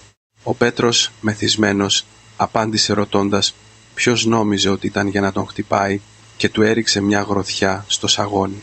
Του είπε ότι δεν ήξερε καν να ελέγξει τη γυναίκα του και είχε οδηγήσει την οικογένεια στην καταστροφή και τώρα τα έβγαζε πάνω του. Τον ρώτησε ειρωνικά αν δεν έλεγε ότι κέρδιζε 5.000 το μήνα και του είπε να μην το παίζει. Τώρα φτωχός ψεύτης. Τα 2 αδέρφια, σαν λυσασμένα σκυλιά, ενεπλάκησαν σε έναν άγριο καυγά πάνω στο πανάκριβο περσικό χαλί. Ο υπόκοφος ήχος των χτυπημάτων, αναμεμειγμένος με βρισιές πιο βρώμικες από το νερό ενός υπονόμου, γέμισε το πολυτελές σαλόνι. Το γυάλινο τραπέζι αναποδογύρισε, σκορπίζοντας υπολείμματα φαγητού παντού. Το ψητό Γουρουνόπουλο κατέληξε ποδοπατημένο και μετατράπηκε σε μια άμορφη μάζα. Η Κατερίνα, ατιμέλητη, φώναζε να σταματήσουν, προσπαθώντας να τους χωρίσει, αλλά στον καυγά δέχτηκε μια αγωνιά από τον Νίκο στο στήθος που την έκανε να υποχωρήσει και να πέσει πάνω στο έπιπλο της τηλεόρασης. Ο πόνος στα πλευρά ήταν οξύς και η κόλαση που εκτιλισσόταν μπροστά στα μάτια της κατέστρεψε το τελευταίο ίχνος λογικής που της είχε απομείνει. Η εικόνα της κομψής κυρίας που είχε καλλιεργήσει όλη της τη ζωή, η περηφάνεια για τον επιτυχημένο γιο της που κερδίζει 5.000 το μήνα, η πρόσωψη που διατηρούσε μπροστά στους συγγενείς της. Όλα εκείνα για τα οποία είχε παλέψει και για τα οποία είχε διώξει την ύφη της, είχαν μετατραπεί σε ένα σωρό δύσοσμων σκουπιδιών σε λιγότερο από 12 ώρες, μόνο και μόνο επειδή είχε αφαιρέσει τον αόρατο πυλώνα που τα στήριζε, την Άννα. Η κραυγή της Κατερίνας ακούστηκε σαν το τρίξιμο κυμολία σε πίνακα, λέγοντας ότι θα την τρελάνουν. Τα δάκρυα και οι μίξες έτρεχαν στο πρόσωπό της. ανακατεμένα με το μακιγιάζ. Σηκώθηκε απότομα, γύρισε και άρπαξε το λεπτεπίλεπτο κρυστάλλινο ποτήρι από το έπιπλο. Ήταν το ίδιο ποτήρι από το οποίο είχε πιει το κρασί εκείνο το απόγευμα, ενώ εδραίωνε την απόλυτη εξουσία της ως πεθερά. Το σήκωσε πάνω από το κεφάλι της και με όλη την οργή που της είχε απομείνει, το έσπασε στο πάτωμα. Το ποτήρι έγινε 1000 κομμάτια στην άκρη του περσικού χαλιού. Αιχμηρά θράψματα κρυστάλλου πετάχτηκαν προς όλες τις κατευθύνσεις σαν χαλάζι, δέρνοντας το ξύλινο πάτωμα. Ο Πέτρος, που τσακωνόταν, κουλουριάστηκε ενστικτωδώς και υποχώρησε. Η μαύρη σόλα του παπουτσιού του, καλυμμένη με λάσπη και βρωμιά, πάτησε με δύναμη ένα από τα μεγαλύτερα και πιο αιχμηρά κομμάτια γυαλιού. Ένας καθαρός και ανατριχιαστικός ήχος αντίχησε στην απόλυτη σιωπή του σαλονιού. Ο ήχος ακούστηκε ξανά, ακόμα πιο καθαρά. Το θράψμα του γυαλιού, συνθλιμμένο κάτω από το παπούτσι του Πέτρου, είχε γίνει σκόνη. Ήταν σαν το σήμα μιας μη αναστρέψιμης αντίστροφης μέτρησης προς την καταστροφή, ο διακόπτης που ενεργοποιούσε την κατεδάφιση εκείνου του σάπιου σπιτιού των φαινομένων. Στις επόμενες 72 ώρες, η ζωή του Νίκου κατρακύλησε σε μια απίθμενη άβυσσο. Η αντίστροφη μέτρηση για την αποπληρωμή των 85.000 ευρώ ήταν μια θηλιά πούτου. Έσφιγγε το λαιμό κάθε μέρα όλο και περισσότερο. Απελπισμένος, πήγαινε από τράπεζα σε τράπεζα, παρακαλώντας για δάνειο, αλλά μόλις ο υπάλληλος συμβουλευόταν το πιστωτικό του ιστορικό και έβλεπε τη μακρά λίστα με τις απλήρωτες οφειλές και την πρόσφατη ειδοποίηση αθέτησης εγγύησης, του επέστρεφε τα χαρτιά με ένα κρύο και μηχανικό χαμόγελο. Χωρίς την προστατευτική ασπίδα του άψογου ιστορικού της Άννας, για το χρηματοπιστωτικό σύστημα δεν ήταν παρά ένας πελάτης αλφα σκουπίδι, ένας κακοπληρωτής της χειρότερης κατηγορίας. Στο χείλος του γκρεμού η μόνη του ελπίδα ήταν το εστιατόριο στην περιοχή της Τσιμισκή. Ήταν το μόνο του χαρτί για να ανατρέψει την κατάσταση. Παρόλο που απέφερε 5.000 ευρώ καθαρό κέρδος το μήνα, αφού πλήρωνε τη δόση του πολυτελούς του αυτοκινήτου και τα υπέρογγα έξοδά του, δεν είχε ούτε κατά διάνοια τα μετρητά που χρειαζόταν για να καλύψει το χρέος της υποθήκης. Του έμενε μόνο μία επιλογή: να πουλήσει τη μεταβίβαση της επιχείρησης σε εξευτελιστική τιμή για να εξασφαλίσει ρευστότητα. Υπό κανονικές συνθήκες θα μπορούσε να ζητήσει 100.000 ευρώ μόνο για τη μεταβίβαση αυτού του μαγαζιού σε εκείνη. Την προνομιακή γωνία, αλλά με τη θηλιά στο λαιμό, δημοσίευσε μια αγγελία σε μια πύλη επιχειρήσεων, προσφέροντάς το για 65.000 ευρώ. Η τιμή ήταν τόσο χαμηλή που το τηλέφωνο δεν σταματούσε να χτυπά. Το απόγευμα της Πέμπτης, ένας άνδρας που συστήθηκε ως κύριος Ιωάννου, ο οποίος έφτασε με μια Πόρσε, κάθισε σε ένα από τα τραπέζια του εστιατορίου, συνοδευόμενος από τον δικηγόρο του. Ο δρόμος ήταν γεμάτος κόσμο και ήταν φανερό ότι η επιχείρηση λειτουργούσε. Ο κύριος Ιωάννου ξεφύλισε τις εκθέσεις τζίρου με ένα χαμόγελο ικανοποίησης. Είπε στον Νίκο ότι ο τζίρος ήταν καλός και ότι δεχόταν τα 65.000 ευρώ για τη μεταβίβαση. Πρότεινε να υπογράψουν ένα προσύμφωνο αμέσως και θα του έκανε τη μεταφορά της προκαταβολής του. Ίδιο απόγευμα, βγάζοντας μια ακριβή πένα, ο Νίκος, με τρεμάμενα χέρια, δεν μπορούσε να κρύψει τη χαρά του. Με αυτά τα 65.000 ευρώ, ζητώντας λίγα ακόμα από τους γνωστούς του, θα μπορούσε να απενεργοποιήσει τη βόμβα της υποθήκης, να σώσει το σπίτι και να ξεκινήσει από την αρχή. Συγκρατώντας με δυσκολία ένα γέλιο, του έτεινε το συμβόλαιο μεταβίβασης. Όμως, ο δικηγόρος που συνόδευε τον κύριο Ιωάννου, ρυθμίζοντας τα γυαλιά του, σταμάτησε τον πελάτη του ακριβώς τη στιγμή που ετοιμαζόταν να υπογράψει και άρχισε να εξετάζει τα έγγραφα. Ρώτησε τον Νίκο αν θα μπορούσε να τους δείξει το αρχικό συμβόλαιο ενοικίασης που είχε υπογραφεί με τον ιδιοκτήτη του χώρου και μια γραπτή εξουσιοδότηση από τον ίδιο που να επιτρέπει την υπεκμίσθωση ή τη μεταβίβαση. Η φωνή του δικηγόρου ήταν ψυχρή σαν ατσάλι. Πρόσθεσε ότι έπρεπε να διευκρινίσουν την υπολοιπόμενη διάρκεια του συμβολαίου. Κανονικά, για μια επένδυση αυτού του μεγέθους, χρειάζονταν μια εγγύηση τουλάχιστον 2 ετών σταθερής μίσθωσης. Το χαμόγελο σβήστηκε από το πρόσωπο του Νίκου Ένας κρύος υδρότας εμφανίστηκε στο μέτωπό του και άρχισε να γλιστρά στον κρόταφό του. Είπε, βήχοντας για να κρύψει τον πανικό του, ότι το συμβόλαιο ενοικίασης είχε μια μικρή ιδιαιτερότητα. Το συμβόλαιο έλυγε τον επόμενο μήνα, αλλά τους διαβεβαίωσε να μην ανησυχούν. Είχε μια εξαιρετική σχέση με τον κύριο οικονόμου, τον ιδιοκτήτη. Μόλις αναλάμβαναν αυτοί, η ανανέωση θα ήταν μια απλή τυπικότητα. Ο δικηγόρος σταμάτησε να κοιτάζει τα χαρτιά και σήκωσε το κεφάλι. Τον κοίταξε με την ίδια αηδία με την οποία κοιτάζει κανείς ένα έντομο. Τον ρώτησε αν του έλεγε ότι σκόπευε να κάνει τον πελάτη του να του πληρώσει 65.000 ευρώ για τη μεταβίβαση ενός χώρου, του οποίου το συμβόλαιο ενοικίασης έλυγε σε λιγότερο από 40 ημέρες και χωρίς καμία εγγύηση ανανέωσης από τον ιδιοκτήτη. Ο Νίκος αντέδρασε λέγοντας ότι δεν ήταν ένα άδειο κέλυφος, ότι η κουζίνα ήταν πλήρως εξοπλισμένη και ότι είχε τεράστια σταθερή πελατεία. Ο δικηγόρος τον διέκοψε, λέγοντας ότι χωρίς έγκυρο συμβόλαιο μίσθωσης, όλος ο εξοπλισμός του δεν ήταν παρά παλιοσίδερα και η σταθερή του πελατεία θα εξατμιζόταν στο τέλος του επόμενου μήνα. Απευθυνόμενος στον πελάτη του, του είπε ότι αυτή η συναλλαγή είχε σοβαρά νομικά ελαττώματα και έναν προφανή κίνδυνο απάτης και ότι θα έπρεπε να την ακυρώσουν αμέσως. Το πρόσωπο του κυρίου Ιωάννου ξύνησε, έβαλε την πένα του στον χαρτοφύλακα και σηκώθηκε απότομα. Ρώτησε τον Νίκο αν τους περνούσε για ηλίθιους και αν σκόπευε να τους αποσπάσει 65.000 ευρώ χωρίς να έχει καν συμβόλαιο ενοικίασης, αποκαλώντας το απάτη. Ο Νίκος, προσπαθώντας να πιάσει τον άνδρα από το χέρι, ψέλισε ότι το συμβόλαιο ήταν στο όνομα της γυναίκας του και ότι είχαν έναν μικρό καυγά. Ο κύριος Ιωάννου, σπρώχνοντάς τον με μια κίνηση αηδίας, του είπε ότι δεν τον ενδιέφεραν τα οικογενειακά του προβλήματα και ότι ήταν χάσιμο χρόνο. Καθώς έβλεπε την Πόρσε να εξαφανίζεται στην κίνηση της Θεσσαλονίκης, ο Νίκος μούγκρισε σαν ζώο και χτύπησε το τραπέζι με τη γροθιά του. Οι γυαλατοπιπεριέρες πετάχτηκαν στον αέρα. Μια δειλή φωνή ακούστηκε πίσω του. Ο Νίκος γύρισε και είδε τον αρχιμάγειρα και δύο φοιτητές σερβιτόρους να στέκονται με χλωμά πρόσωπα. Είχαν ακούσει τα πάντα από την κουζίνα. Τους ούρλιαξε τι κοιτούσαν και να πάνε να τηγανίσουν κοτόπουλα.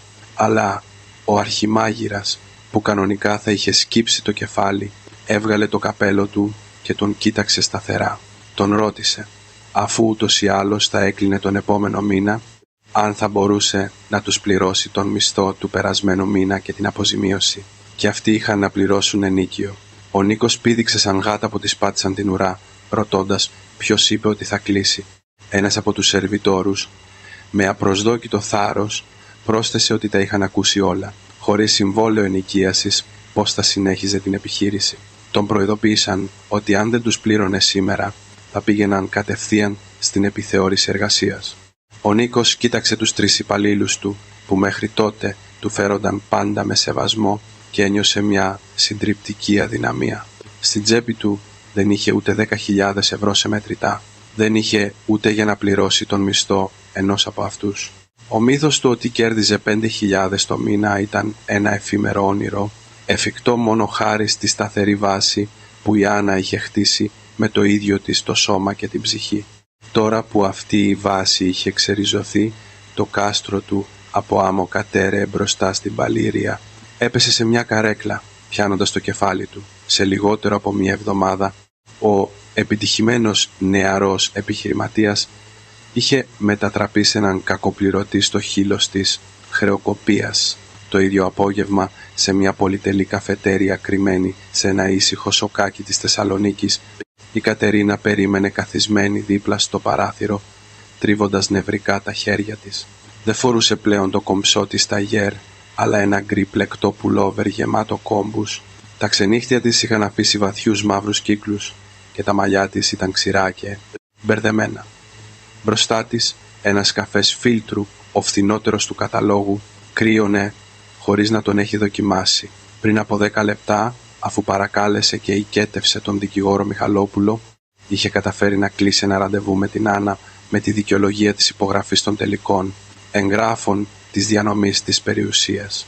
Το κουδουνάκι της πόρτας χτύπησε και μπήκε η Άννα με μια μπέζ καμπαρντίνα που της πήγαινε γάντι και ένα ελαφρύ μακιγιάζ, αποπνέοντας μια άβρα κομψότητας και αποφασιστικότητας που η Κατερίνα δεν της είχε ξαναδεί. Χωρίς τηλερωμένη από το λίπος ποδιά, απελευθερωμένη από το ατελείωτο βουνό των πιάτων, η Άννα έλαμπε σαν ένα διαμάντι που μόλις είχε γυαλιστεί. Κάθισε απέναντι από την Κατερίνα. Δεν παρήγγειλε τίποτα, ούτε πρόφερε έναν υποκριτικό χαιρετισμό. Απλώς παρατήρησε με ψυχρότητα την αλαζονική γυναίκα που κάποτε ήταν η πεθερά της, τώρα μαζεμένη και άθλια. Η Κατερίνα ξεκίνησε. Με τη φωνή της σπασμένη από έναν προσποιητό λυγμό, προσπάθησε να πιάσει το χέρι της Άννας, αλλά αυτή το απέσυρε με μια σχεδόν ανεπαίσθητη κίνηση αηδίας. Το ζαρωμένο χέρι της Κατερίνας έμεινε μετέωρο στον αέρα και τελικά το απέσυρε, ντροπιασμένη.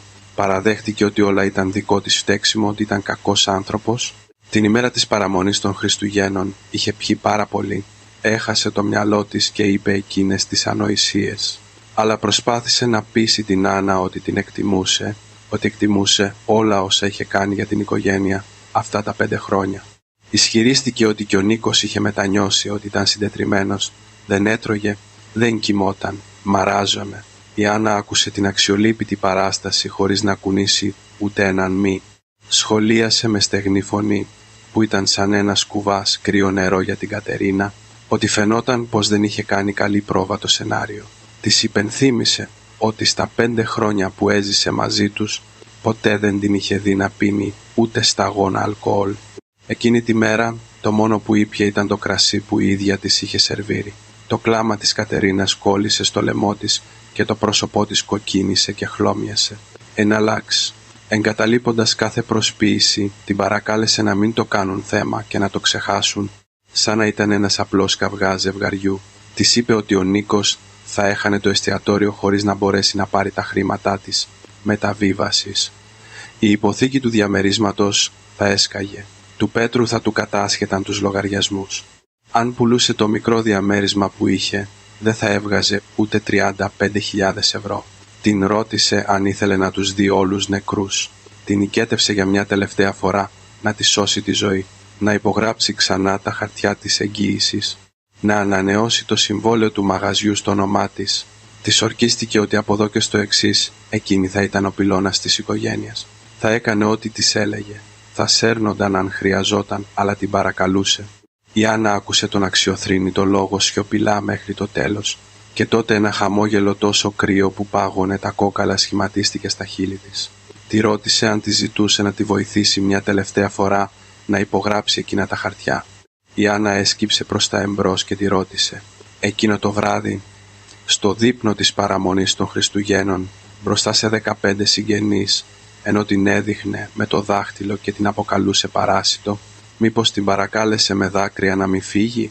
Η Κατερίνα μπορούσε μόνο να κουνάει τα χείλη, εντελώς άφωνη. Θυμήθηκε την αλαζονία της, καθισμένη στο κέντρο του καναπέ σαν βασίλισσα. Η ηχό των γέλιων των συγγενών της αντίχησε στα αυτιά της. Εκείνη η ματαιοδοξία που της φάνηκε τόσο γλυκιά είχε μετατραπεί σε ένα μπούμεραγκ που τώρα της χαστούκιζε το πρόσωπο. Η Άννα συνέχισε, λέγοντας ότι δεν έσπρωξε την οικογένειά της στον γκρεμό. Απλώς ανέκτησε ό,τι ήταν δικό της από την αρχή. Η φωνή της παρέμενε ήρεμη, αλλά ακουγόταν σαν την απόφαση ενός δικαστή. Τους είπε ότι ήταν αυτοί που θεώρησαν δεδομένο ότι μπορούσαν να ζουν σαν δέλες από το αίμα και τον υδρότα ενός άλλου ατόμου. Την αποκάλεσαν παράσιτο. Λοιπόν, τώρα σηκωθούν και ας περπατήσουν με τα δικά τους πόδια. Ένα τελευταίο ξέσπασμα οργής άστραψε στα μάτια της Κατερίνας η ανίσχυρη οργή κάποιου που του έχουν αφαιρέσει όλη του την αξιοπρέπεια, ρωτώντας πώς μπορούσε να είναι τόσο σκληρή και αδίστακτη. Είπε ότι ο γιος της, ο Νίκος, παρόλο που περνούσε μια δύσκολη στιγμή, ήταν ένας άντρας που άξιζε πολλά. Έβγαζε 5.000 ευρώ το μήνα. Θα συνέλθει. Τη ρώτησε αν πίστευε ότι αφήνοντάς τον θα έβρισκε κάποιον καλύτερο. Η Άννα ξεφύσισε ένα γελάκι. Αντί να συνεχίσει τη συζήτηση, έβγαλε το κινητό της, το ξεκλείδωσε και έδειξε στην Κατερίνα ένα στιγμιότυπο οθόνης. Της είπε ότι αυτή ήταν η πραγματική όψη του γιού της αυτού που δούλευε από το πρωί μέχρι το βράδυ και κέρδιζε 5.000 ευρώ το μήνα. Η Κατερίνα έριξε το βλέμμα της στην οθόνη. Ήταν ένα στιγμιότυπο από μια συνομιλία στο WhatsApp. Η ημερομηνία ήταν πριν από 3 μήνες. Ο αποστολέας ήταν ο Νίκος, η παραλήπτης, μια κάποια Δήμητρα, γυμνάστρια πιλάτες. Στη συνομιλία, η Δήμητρα ρωτούσε τον αγαπημένο της πότε θα της κατέθετε τα χρήματα για την εγγραφή στο προχωρημένο τμήμα πιλάτες, καθώς η διευθύντρια την είχε ρωτήσει ξανά. Ο Νίκος απαντούσε: «Ηρέμησε, ζωή μου. Απλώς είμαι λίγο στριμωγμένος με μετρητά στο εστιατόριο. Την επόμενη εβδομάδα θα στα καταθέσω σίγουρα. Για σένα, τα πάντα. Θα σου αγόραζα ολόκληρο το γυμναστήριο αν μπορούσα. Τα λέμε απόψε εκεί που λέμε πάντα». Η Δήμητρα απαντούσε: «Αχ, τι χαζούλης που είσαι.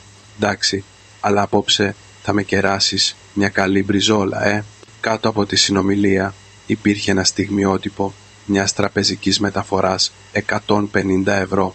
Η Κατερίνα κοίταξε επίμονα τις λέξεις στην οθόνη. Αγαπημένος. Εγγραφή 1.500 ευρώ. Μπριζόλα. Κάθε λέξη ήταν σαν ένα σκουριασμένο καρφί που της κάρφωνε τα μάτια. Φώναξε, σηκώνοντας το κεφάλι, ότι αυτό δεν μπορούσε να είναι αλήθεια, ότι το είχε πλαστογραφήσει. Ο Νίκος της δεν ήταν έτσι. Ήταν ένα παιδί που υπέφερε ακόμα και για να αγοράσει ένα ακριβό πουκάμισο. Η Άννα, αποθηκεύοντας το κινητό, απάντησε ότι υπέφερε επειδή έπρεπε να κάνει οικονομία για να πληρώνει τα καπρίτσια μιας άλλης και να την πηγαίνει για μπριζόλες. Της αποκάλυψε ότι το ανακάλυψε αυτό πριν από 3 μήνες και παρόλα αυτά, σαν ηλίθια, αμφέβαλε. Προσπάθησε να το δικαιολογήσει, να σώσει το γάμο της.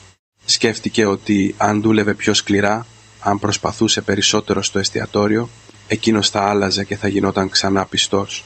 Κοίταξε την Κατερίνα που τώρα λαχάνιαζε σαν ζώο με σπασμένο το πνεύμα, με μια ψυχρότητα πιο έντονη από τον πάγο της Αρκτικής. Είπε ότι εκείνο το βράδυ η ηρωνία του μπροστά σε όλη την οικογένεια έσπασε το τελευταίο σάπιο σχοινί που την κρατούσε. Αυτή ήταν η πραγματική συντηρούμενη που ο υπέροχος γιος της συντηρούσε εκτός σπιτιού. Ενώ εκείνη του έβγαζε τα κάστανα από τη φωτιά με την εγγύησή της, εκείνος μετέφερε 1.500 ευρώ σε μια μικρή για να της πληρώνει τα μαθήματα και τα δείπνα.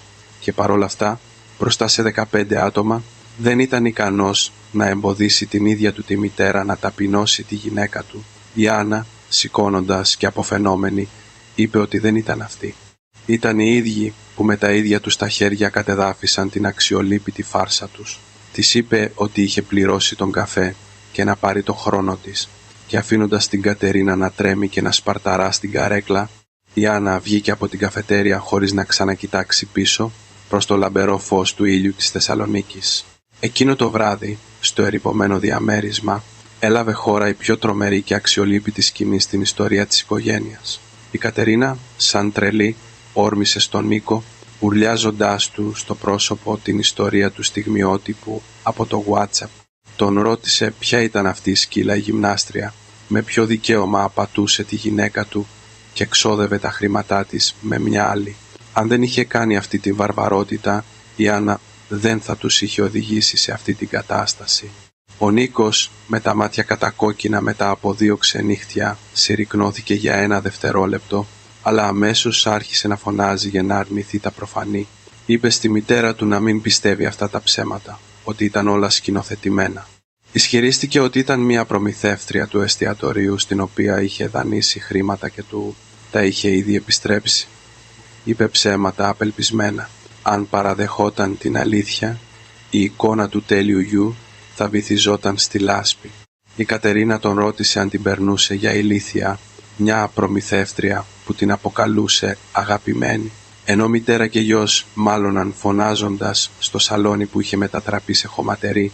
Το κινητό του Νίκου άρχισε να χτυπά. Στην οθόνη εμφανίστηκε το όνομα προμηθεύτρια.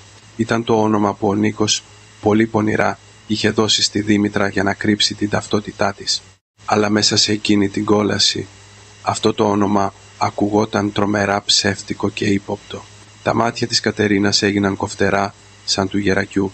Πριν ο Νίκος προλάβει να αντιδράσει, του άρπαξε το τηλέφωνο, απάντησε και ενεργοποίησε το μεγάφωνο.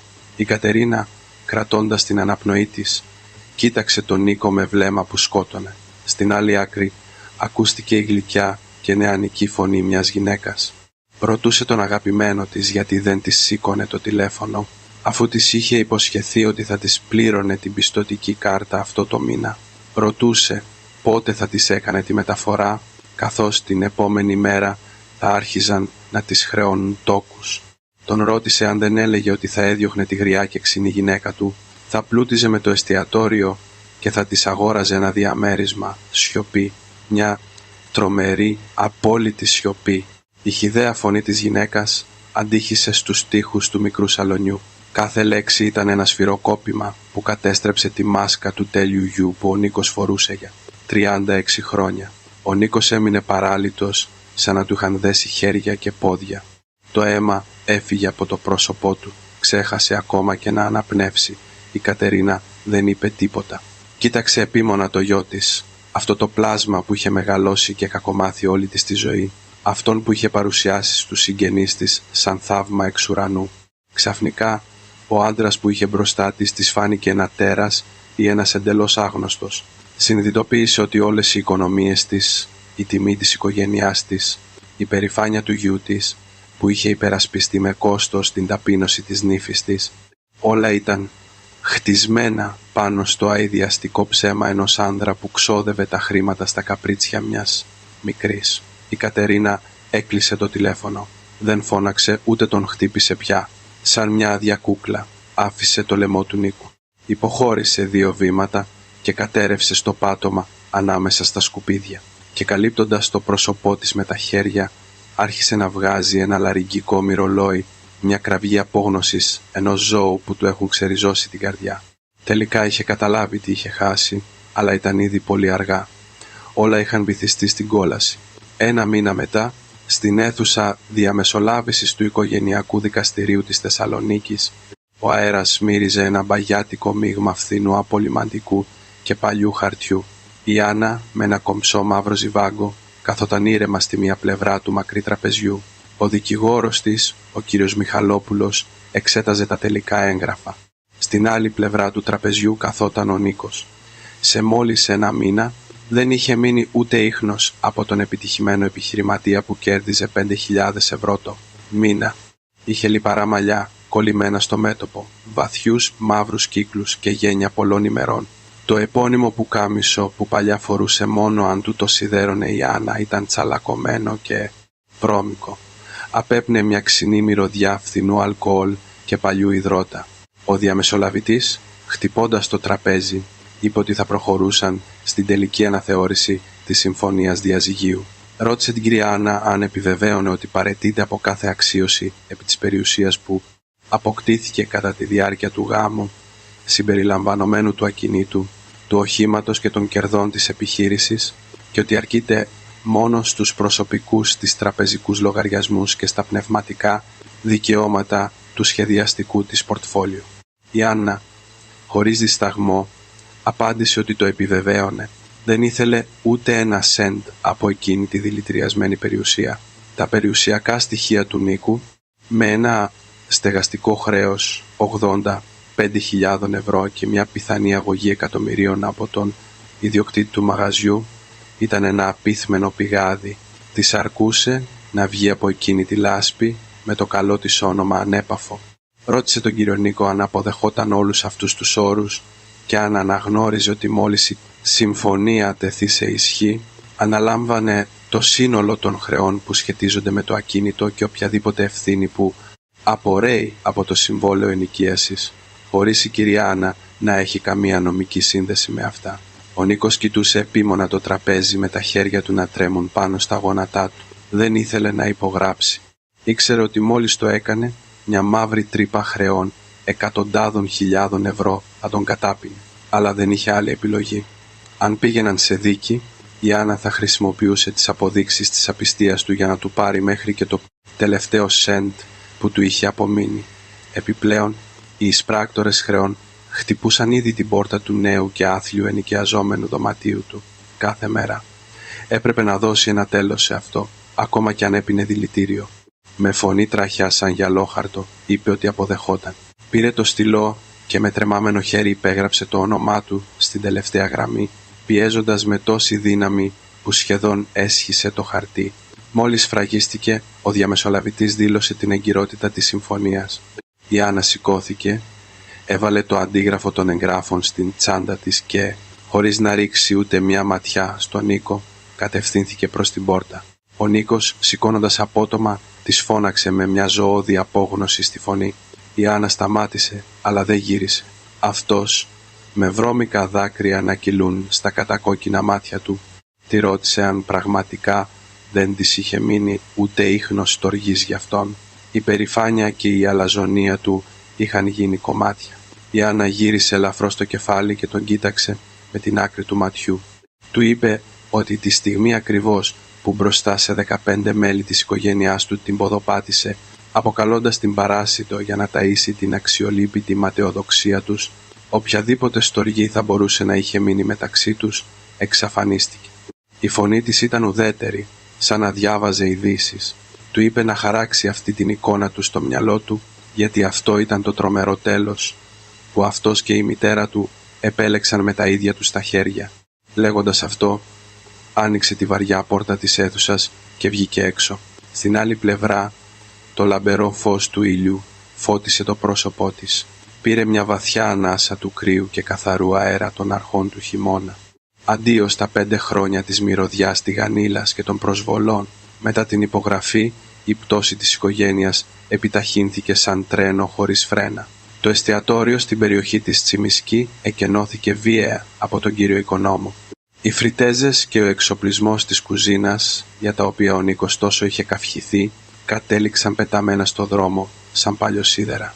Για να πληρώσει τα χρέη προς τους προμηθευτές και τους καθυστερούμενους μισθούς των υπαλλήλων, αναγκάστηκε να τα πουλήσει όλα σε έναν παλιατζή. Κατάφερε να νοικιάσει ένα μικρό και σκοτεινό ταχυφαγείο σε ένα σοκάκι της περιφέρειας, χωρίς καν ταμπέλα, για να προσπαθήσει να επιβιώσει. Αλλά χωρίς την προνομιακή τοποθεσία και το κομψό μάρκετινγκ που είχε σχεδιάσει η Άννα, κανείς δεν παράγγελνε τα κοτόπουλά του. Ο τζίρος κατέρευσε. Δεν μπορούσε καν να πληρώσει το ρεύμα. Τελικά η υποθήκη των 85.000 ευρώ εξεράγει.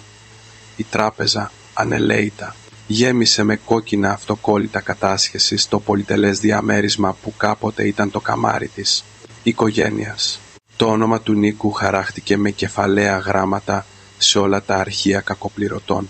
Δεν μπορούσε πλέον ούτε να ανοίξει τραπεζικό λογαριασμό. Αλλά αυτή που υπέστη τη σκληρότερη πτώση ήταν η Κατερίνα. Ο μικρότερος γιος της, ο Πέτρος, κατηγορήθηκε από την τράπεζα για απάτη επειδή δεν επέστρεψε το δάνειο των 35.000 ευρώ. Για να αποφύγει τη φυλακή, η Κατερίνα αναγκάστηκε να πουλήσει σε εξευτελιστική τιμή το μικρό διαμέρισμα που ήταν το μοναδικό της σωσίβιο για τη σύνταξη. Αφού πλήρωσε τα χρέη του Πέτρου, έμεινε χωρίς ούτε ένα σέντ. Αναγκάστηκε να βάλει τα λιγοστά της υπάρχοντας σε σακούλες σκουπιδιών και να μετακομίσει στο βρώμικο υπόγειο όπου ζούσε ο Νίκος. Ο χώρος, μόλις 30 τετραγωνικών μέτρων, μύριζε υγρασία, μούχλα και υπονόμους. 3 μήνες αργότερα, την πρωτοχρονιά, η οικογένεια ξανασυναντήθηκε, αλλά αυτή τη φορά δεν ήταν στο πολυτελές σαλόνι με το περσικό χαλί, αλλά στο πίσω μέρος ενός φτηνού μπαρ με μενού σε μια εργατική συνοικία. Η ατμόσφαιρα ήταν αποπνικτική. Οι 15 συγγενείς κάθισαν σιωπηλοί. Κανείς δεν γελούσε ούτε καυχιόταν για τίποτα. Ο θείος ρουφούσε τα νούντλς του με σκυμμένο το κεφάλι. Η θεία δεν τολμούσε να κοιτάξει κανέναν στα μάτια. Η Κατερίνα, μαζεμένη σε μια γωνία με ένα παλιό, φθαρμένο πουλόβερ, κοιτούσε το πιάτο της με την νερουλή σούπα και θυμόταν το ψητό γουρουνόπουλο και το λαβράκι στο αλάτι της προηγούμενης χρονιάς. Δάκρυα άρχισαν να πέφτουν στο πιάτο της. Η θεία Βασιλική άφησε τα ξυλάκια στο τραπέζι με ένα ξερό χτύπημα και κοίταξε τους συγγενείς της. Τους ρώτησε αν ήταν ευχαριστημένοι. Εκείνο το βράδυ, όταν γελούσαν με εκείνο το καημένο το κορίτσι, την Άννα, αν φαντάζονταν ότι θα κατέληγαν έτσι. Είπε ότι όλοι όσοι κάθονταν εκεί θα έπρεπε να γονατίσουν και να τη ζητήσουν συγγνώμη. Κανείς δεν είπε τίποτα. Μόνο ο Νίκος, με το κεφάλι βυθισμένο στο στήθος, δάγκωνε τα χείλη του μέχρι να ματώσουν. Οι ίδιοι συγγενείς που είχαν κοροϊδέψει το παράσιτο Τώρα απέφευγαν το βλέμμα του από φόβο μήπως του ζητήσει χρήματα. Χωρίς τη γυναίκα που είχαν ποδοπατήσει, η μεγάλη οικογένεια είχε αποδείξει ότι δεν ήταν ικανή ούτε να πληρώσει ένα αξιοπρεπές γεύμα στις 3 το απόγευμα. Σε ένα άνετο, ηλιόλουστο διαμέρισμα στην Καλαμαριά, ο ήλιος των αρχών της άνοιξης έμπαινε από το μεγάλο παράθυρο, φωτίζοντας ένα ευρύχωρο ξύλινο γραφείο. Πάνω του, αρκετά πράσινα φυτά προσέδιδαν μία νότα φρεσκάδας και μία επαγγελματική οθόνη σχεδιασμού τελευταίας τεχνολογίας έλαμπε σιωπηλά. Αντί για την παγιάτικη μυρωδιά της τηγανίλας, ο αέρας ήταν διαποτισμένος από το άρωμα ενός φρεσκοκομμένου καφέ. Η Άννα, με ένα άνετο λευκό μάλινο πουλόβερ, καθόταν σε μια ανακλεινόμενη πολυθρόνα με σταυρωμένα τα πόδια. Η οθόνη του κινητού της φωτίστηκε με μια ειδοποίηση από την τράπεζά της. Ένας πελάτης, ένα στούντιο οπτικού σχεδιασμού της Θεσσαλονίκης, της είχε μεταφέρει 2.500 ευρώ ως τελική πληρωμή για ένα έργο. Δεν ήταν μια περιουσία, αλλά ήταν τα χρήματα που είχε κερδίσει με το δικό της ταλέντο και κόπο τις τελευταίες 2 εβδομάδες. Και το καλύτερο απ' όλα ήταν ότι κάθε σεντ ήταν δικό της. Δεν χρειαζόταν να το χρησιμοποιήσει για να καλύψει τις τρύπες της οικογένειας του άντρα της, ούτε να ανησυχεί για τα χρέη. Πήρε μια βαθιά, ανακουφισμένη ανάσα και ήπιε μια γουλιά από την κούπα του καφέ της. Εκείνη τη στιγμή εμφανίστηκε μια άλλη ειδοποίηση στην κορυφή της οθόνης, ένα μήνυμα στο WhatsApp. Ο αποστολέας δεν είχε όνομα, μόνο έναν αριθμό. Αλλά η Άννα ήξερε πολύ καλά ποιος ήταν. Ήταν το 17ο μήνυμα οικεσίας που λάμπανε από αυτόν τον αριθμό τους τελευταίους 3 μήνες. Η προεπισκόπηση του μηνύματος έλεγε «Άννα, λυπάμαι πολύ, η ζωή μου είναι κόλαση. Δεν μπορώ ούτε να αναπνεύσω. Η μητέρα μου είναι άρρωστη. Σε παρακαλώ για όσα ζήσαμε. Άφησέ με να σε δω μια τελευταία φορά για να μιλήσουμε. Σε παρακαλώ». Η Άννα κοίταξε τις λέξεις γεμάτες μετάνοια, απόγνωση και μια αηδιαστική ταπεινότητα. Στα καθαρά της μάτια δεν υπήρχε ούτε ίχνος συναισθήματος, ούτε ικανοποίηση, ούτε λύπη. Ήταν τόσο ασήμαντο όσο ένα μήνυμα ανεπιθύμητης αλληλογραφίας. Με μια κομψή κίνηση σύρθηκε το δάχτυλό της στην οθόνη από αριστερά προς τα δεξιά. Η ειδοποίηση εξαφανίστηκε. Όλες οι βρώμικες ετικέτες, το σάπιο παρελθόν και τα ουρλιαχτά του τέρατος που προσπαθούσε να την τραβήξει ξανά στη λάσπη είχαν διαγραφεί για πάντα με αυτή την απλή και ελαφριά χειρονομία. Η ηρεμία επέστρεψε στο δωμάτιο. Ο ανοιξιάτικος ήλιος έβαφε το γραφείο με ένα χρυσό χρώμα και από ποιοτικά ηχεία έβγαινε μια απαλή και ρυθμική μελωδία τζάζ. Η Άννα γύρισε το κινητό ανάποδα αφήνοντάς το στο τραπέζι, πήρε το ψηφιακό της μολύβι και εστίασε την προσοχή της στο νέο και λαμπρό σχέδιο που άρχιζε να δημιουργεί. Η αληθινή της ζωή προχωρούσε ήδη πολύ μακριά από εκεί.